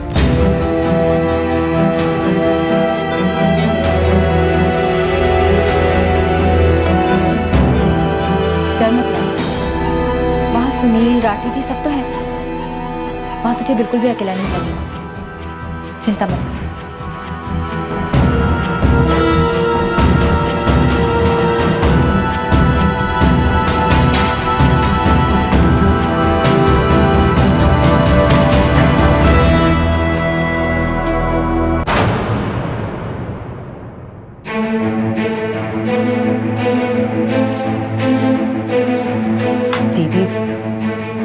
अकेले कभी बाहर नहीं गए। 93 में हम लोग जब यहाँ आए थे तभी लास्ट टाइम मैंने सफ़र किया था। अकेले बाहर नहीं गई तो क्या हुआ? अकेले बहुत कुछ किया है तूने। अकेले बच्चा पैदा किया है, अकेले पाल रही है उसे, और जहाँ तक मेरा ख्याल है अकेले ही पालेगी।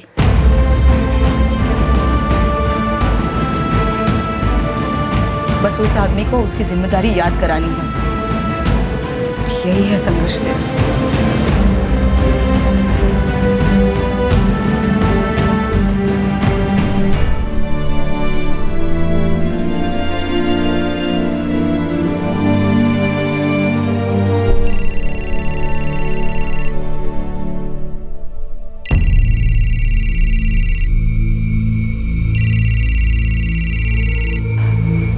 हेलो। काट दूंगा तुझे और तेरी बेटी दोनों को। कौन बोल रहा है? मोहित बोल रहा हूँ मैं, गगन का भाई। सुना है कि तू मेरी शादी में हंगामा करने के लिए आ रही है?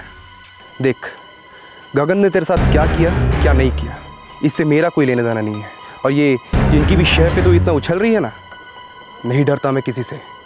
बोल देना जाके उनको। लेकिन अगर तू यहाँ पे आई तो तेरी वापसी की टिकट बेकार जाएगी। Hello hello.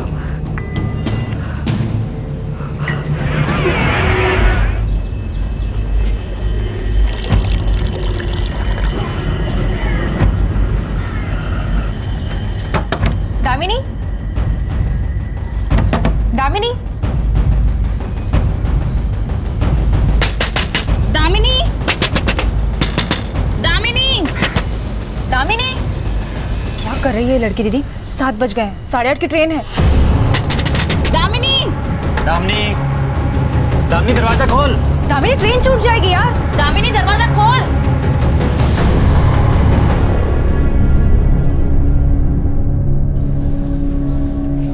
क्या हुआ? जाना नहीं है क्या? मुझे अपनी परवाह नहीं है। मैं किसी भी हद तक जा सकती हूँ, पर जैसी महक का ख्याल आता है मैं घबरा जाती हूँ। मैं महक की जिंदगी खतरे में नहीं डाल सकती। अभी उसकी पूरी जिंदगी पड़ी है। दामिनी, राठी जी, सुनील, उसका पूरा ग्रुप सब तुम्हें लेने आएंगे, और वो गगन और मोहित तुम्हारा कुछ नहीं बिगाड़ सकते। मैंने अपनी इन आंखों से भरी भीड़ में मार काट होते हुए देखा। अपनी जान बचाती पागलों की तरह छिपती फिरी। मैं कुछ भी करने को तैयार हूँ, लेकिन मैं महक की जिंदगी खतरे में नहीं डाल सकती। ये धमकी झूठी हो सकती है, लेकिन अगर किसी ने चाकू निकाल लिया और महक को चोट लग गई तो मैं क्या करूंगी? किसके लिए जीऊंगी मैं? किसके लिए लड़ूंगी? क्या मतलब रह जाएगा मेरी इस लड़ाई का?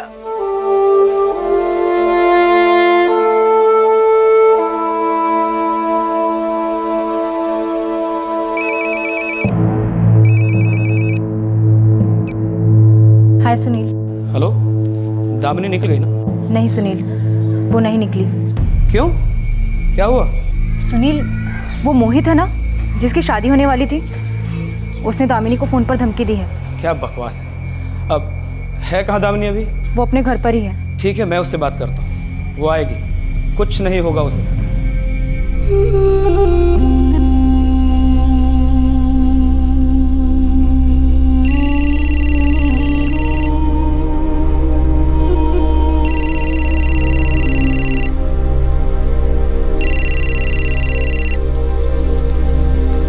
मुझे माफ़ कर दीजिए सुनील जी। तुम क्यों माफ़ी मांग रही हो दामिनी? माफ़ी तो हमें मांगनी चाहिए, जो इतना भी यकीन पैदा नहीं कर पाए कि तुम और महक हमारे साथ एकदम सेफ है। सुनील जी प्लीज़ आप माफ़ी मत मांगिए। मतलब तुम्हें हम पर यकीन है ना? गुड, तुम हवाई जहाज से आ जाओ, मेरा वादा है कुछ नहीं होगा, ना तुम्हें ना महक को। लेकिन सुनील जी। दामिनी, यकीन करती हो ना हम पर? पर कुछ नहीं दामिनी, बस तुम आ जाओ, मैं अभी फ्लाइट चेक करके बताता हूँ। मेरा यकीन मानो, तुम्हारा और महक का यहाँ कोई कुछ नहीं बिगाड़ सकता, ठीक है? चिंता मत करो, तुम बस आ जाओ।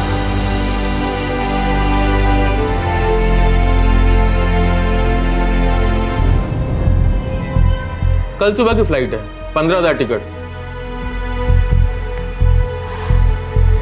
नहीं दीदी, ये बहुत ज़्यादा है। कल 26 है, शादी 28 की है। तुम देर से देर वहाँ पर 27 को पहुँचोगी तो भी चलेगा। हाँ भैया, 27 की टिकट देखिए। एक मिनट। 11,500 का है, चलेगा? 7,000 तो है, 4,500 कम पड़ रहे हैं।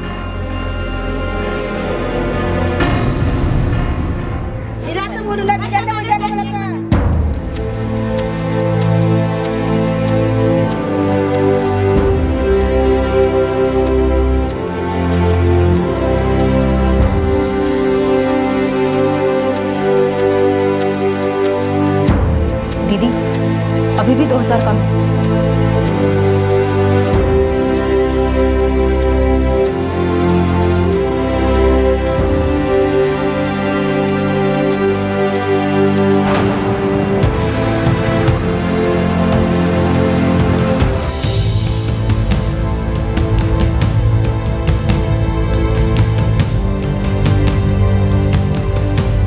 अरे टेंशन मत ले यार, एयर होस्टेस से पूछ लेना कि सीट बेल्ट कैसे बांधते हैं। और फिर तेरे साथ भी महक है, सब तेरे आसपास मंडराती रहेंगी। और कोई भी टेंशन हो ना तो ऊपर एक बटन होता है, उसे दबा लेना या किसी से ही पूछ लेना। देखना, पहली बार सफर कर रही हूँ और वो भी सीधा हवाई जहाज में। अरे डर मत तू, हवाई जहाज तूने थोड़ी ना उड़ाना है, उसके लिए पायलट रहेगा वहाँ पे।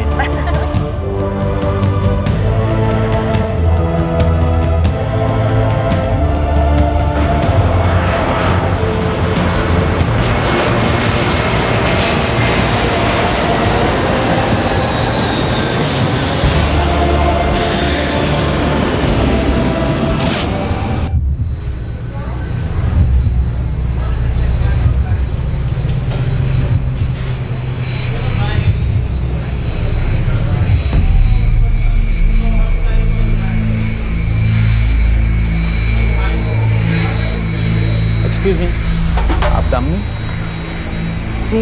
आप आइए हमारे साथ, आइए। देखिए, आइए।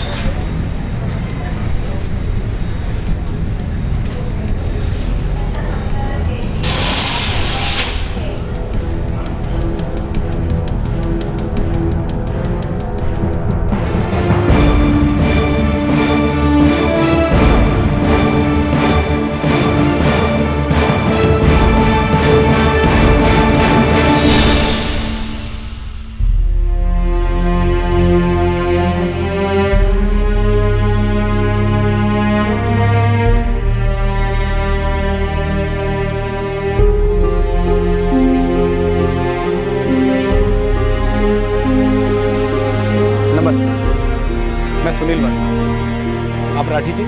नमस्कार। और आप शर्मिला जी। नमस्ते। चलो दामिनी, तुम्हारे ससुराल चलते हैं। चलो।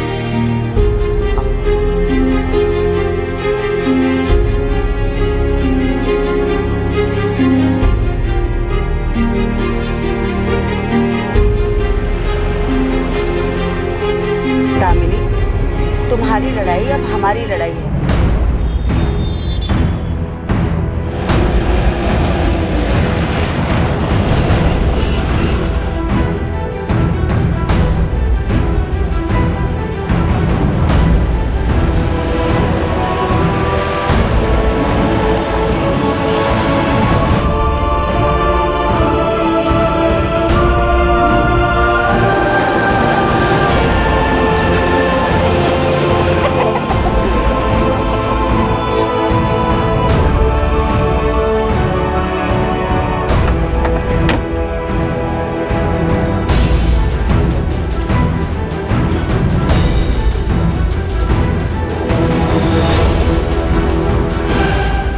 दामिनी, आप सरपंच बद्रीनाथ जी हैं। सारा गांव तुम्हारे साथ है दामिनी, तुम्हें तुम्हारा हक जरूर मिलेगा।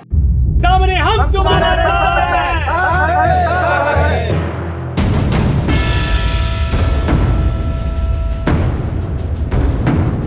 आजाओ भाई, आ जाओ, चलो।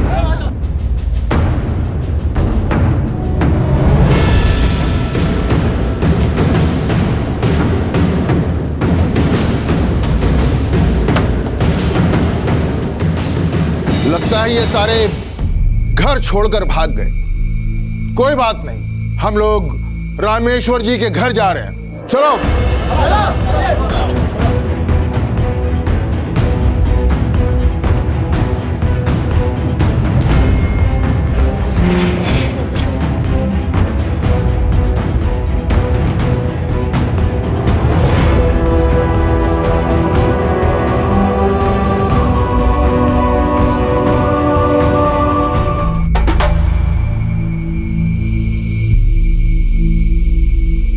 रामेश्वर जी, आपके भाई और उनके परिवार वाले कहाँ हैं? पता नहीं, कहीं गए होंगे।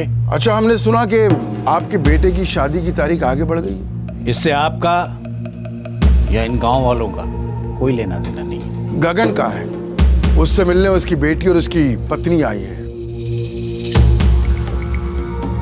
देखिए सरपंच जी, कौन आया है, किससे मिलने आया है, इससे मुझे कुछ लेना देना नहीं है। रामेश्वर जी, बेहतर होगा कि आपका भाई और उनका बेटा सामने आए और दामिनी को अपनाएं। हम 15 दिन की मोहलत दे रहे हैं। अगर वो इस नोटिस को नज़रअंदाज करते हैं और सामने नहीं आते तो अंजाम भुगतने को तैयार है।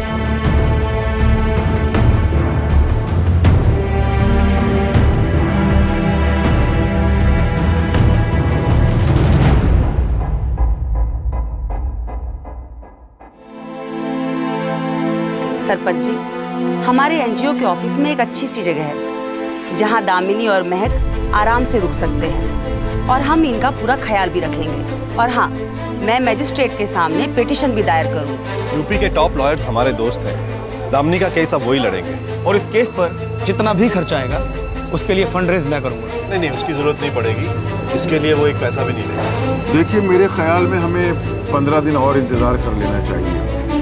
उसके बाद भी अगर गगन और उसके परिवार वाले नहीं आते तो फिर आप लोग जैसे ठीक समझे वैसे करें।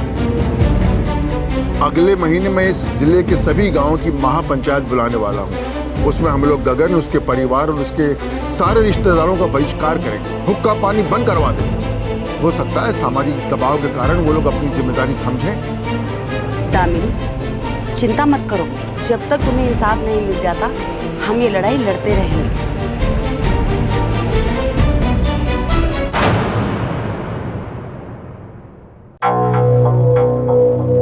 15 दिन हो गए लेकिन गगन और उसके परिवार वालों की तरफ से कोई खबर नहीं आई। गगन और गगन के परिवार वालों ने सरासर गलत किया है। हमें ये नहीं समझ में आ रहा है, आखिर वो लड़की पुलिस में जाकर शिकायत क्यों नहीं दर्ज करा रही है?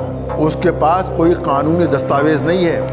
बस लड़का लड़की की कुछ तस्वीरें हैं, कुछ गवाह हैं। इस लड़की के साथ धोखा किया गया है। सामाजिक रूप से देखा जाए तो हमें इस लड़की का साथ देना चाहिए। इसे इसका अधिकार दिलाना चाहिए। एक बहू बेटी का जो हक होता है वो इसे मिलना चाहिए। अगर गगन इस लड़की को अपने साथ नहीं रखना चाहता तो न रखे, लेकिन इसका और अपनी बेटी का खर्च देना चाहिए, जो हर आदमी का, हर पति का, हर पिता का कर्तव्य होता है। आप कहना क्या चाहते हैं बद्रीनाथ जी? मेरा कहना है कि हमें गगन, उसके परिवार और उसके सारे रिश्तेदारों का सभी गांवों से बहिष्कार कर देना चाहिए, हुक्का पानी बंद कर देना चाहिए। देखिए, मसले एक हद तक व्यक्तिगत होते हैं। अगर किसी इंसान की किसी गलत हरकत से किसी दूसरे इंसान की जिंदगी पर फर्क पड़े तो मसला व्यक्तिगत नहीं रह जाता, जाती नहीं रह जाता। तो ऐसे इंसान को समाज के सामने जवाबदेह होना पड़ेगा।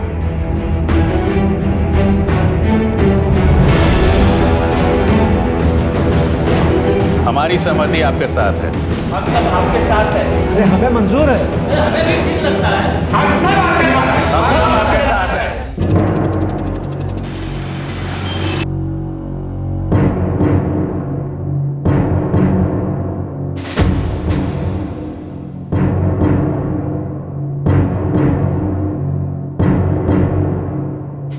सर, ये साफ साफ दहेज, मेंटल टॉर्चर और बेगमी का केस है। ठीक है, भी आए अपनी सफाई दें। मैं मैजिस्ट्रेट कोर्ट में हाजिर होने का नोटिस जारी करता हूं।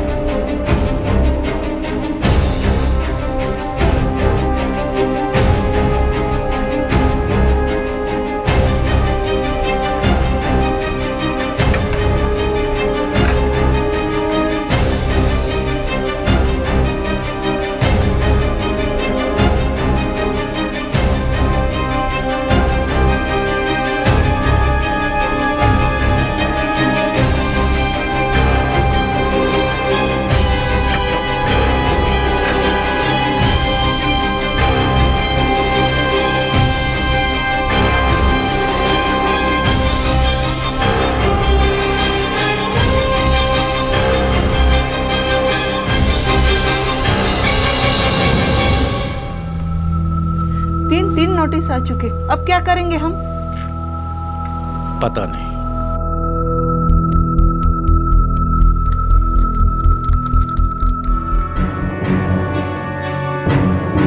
आपके और आपके रिश्तेदार रामेश्वर देव के पते पर 3 नोटिस भेजे जा चुके हैं। आपको सूचित किया जाता है कि यह मजिस्ट्रेट कार्यालय द्वारा आपको आखिरी नोटिस भेजा जा रहा है। मजिस्ट्रेट कोर्ट में 8 मार्च 2013 को आप हाजिर होंगे। अगर ऐसा करने में आप असमर्थ होते हैं तो अदालत आपके खिलाफ अरेस्ट वारंट जारी करेगी। उसे पेश होना ही पड़ेगा दामिनी, अब उसे वो जिम्मेदारी उठानी ही पड़ेगी।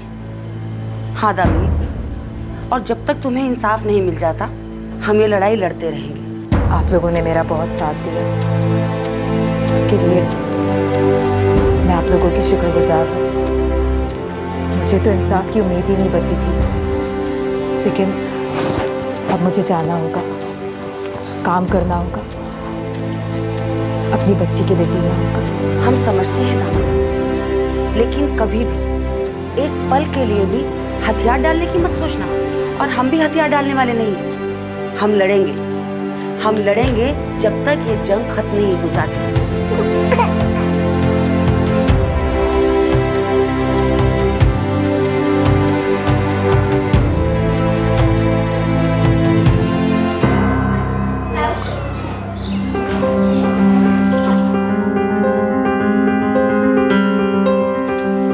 ऐसे दम दबाकर भागे हैं, पता नहीं किस बिल में जाके छुपे हैं। मैं नहीं जानती थी कि गगन मुझसे इतनी बुरी तरह से छुटकारा पाना चाहते थे। खेल खेलने की क्या जरूरत थी? मुझसे एक बार कहते कि उनके दिल में मेरे लिए प्यार खत्म हो गया है, मैं उन्हें जाने देती।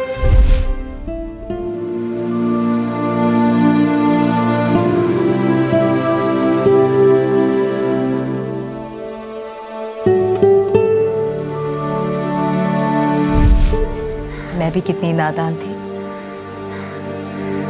छोटे छोटे पलों में खुशियां तलाशती रही। दामिनी, कुछ यादें कड़वी ही होती हैं, कुछ तजुर्बे बुरे ही होते हैं, लेकिन जिंदगी सिर्फ उनसे नहीं बनती।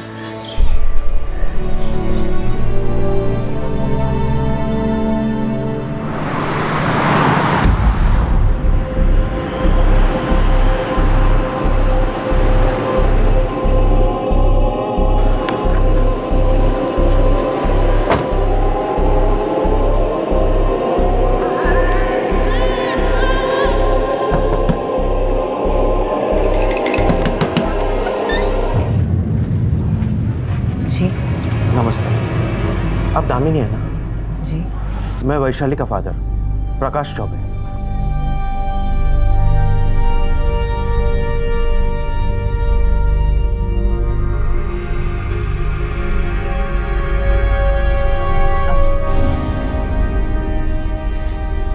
बेटी, मुझे माफ करना, मैंने फोन पे तुमसे ठीक से बात नहीं की थी। जी कोई बात नहीं, आप मुझसे बड़े हैं। दामिनी बेटा, मैं बहुत आभारी हूँ, तुमने मेरी आंखें खोल दी, लेकिन अब बहुत देर हो चुकी है। वैशाली उस आदमी की पत्नी है। वैशाली मेरी एक लौती बेटी है। मेरा जो कुछ भी है सब कुछ उसी का है। मैं कितना बेवकूफ था कि सब कुछ उस आदमी के नाम कर दिया। बेटी, मैं भीख मांगता हूँ, मेरी बेटी की जिंदगी बर्बाद होने से बचा लो। अगर मुझे पता होता तो मैं मेरी बेटी की शादी उस आदमी से कभी नहीं करता, लेकिन अब मैं कुछ नहीं कर सकता। ये लो बेटी, इसमें काफी पैसा है, प्लीज ले लो और मेरी बेटी को छोड़ दो। ले लो। देखिए, मुझे आपके ये पैसे नहीं चाहिए। मैं बस इतना चाहती हूँ कि गगन ये स्वीकार करे कि उन्होंने मुझसे शादी की, वो ये माने कि महक उनकी बेटी है। मैं सिर्फ इतना चाहती हूँ कि मेरी बेटी जायज तरीके से बड़ी हो, और जब तक कि वो 18 साल की नहीं हो जाती, गगन उसे सपोर्ट करे। बात रही आपकी बेटी की, तो वो गगन के साथ खुशी से रह सकती है। मैं उनके बीच में कभी नहीं आऊंगी।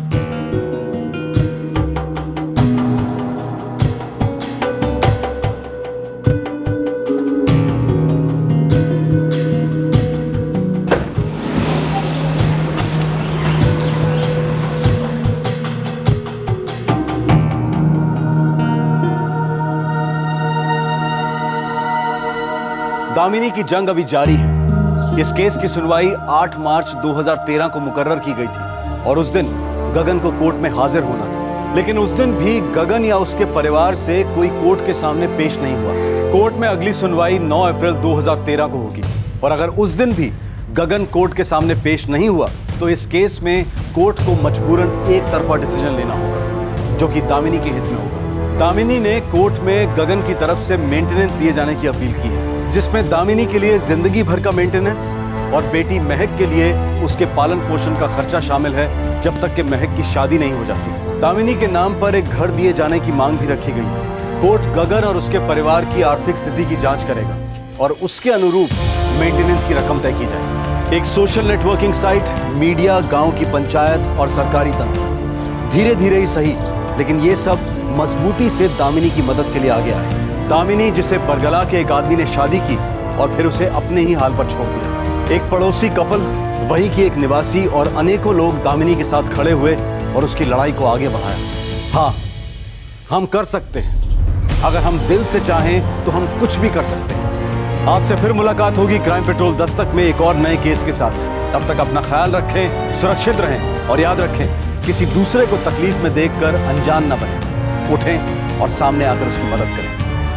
क्राइम पेट्रोल के और भी दिलचस्प कहानी देखने के लिए हमारे चैनल को सब्सक्राइब करें और बेल आइकॉन दबाना न भूलें।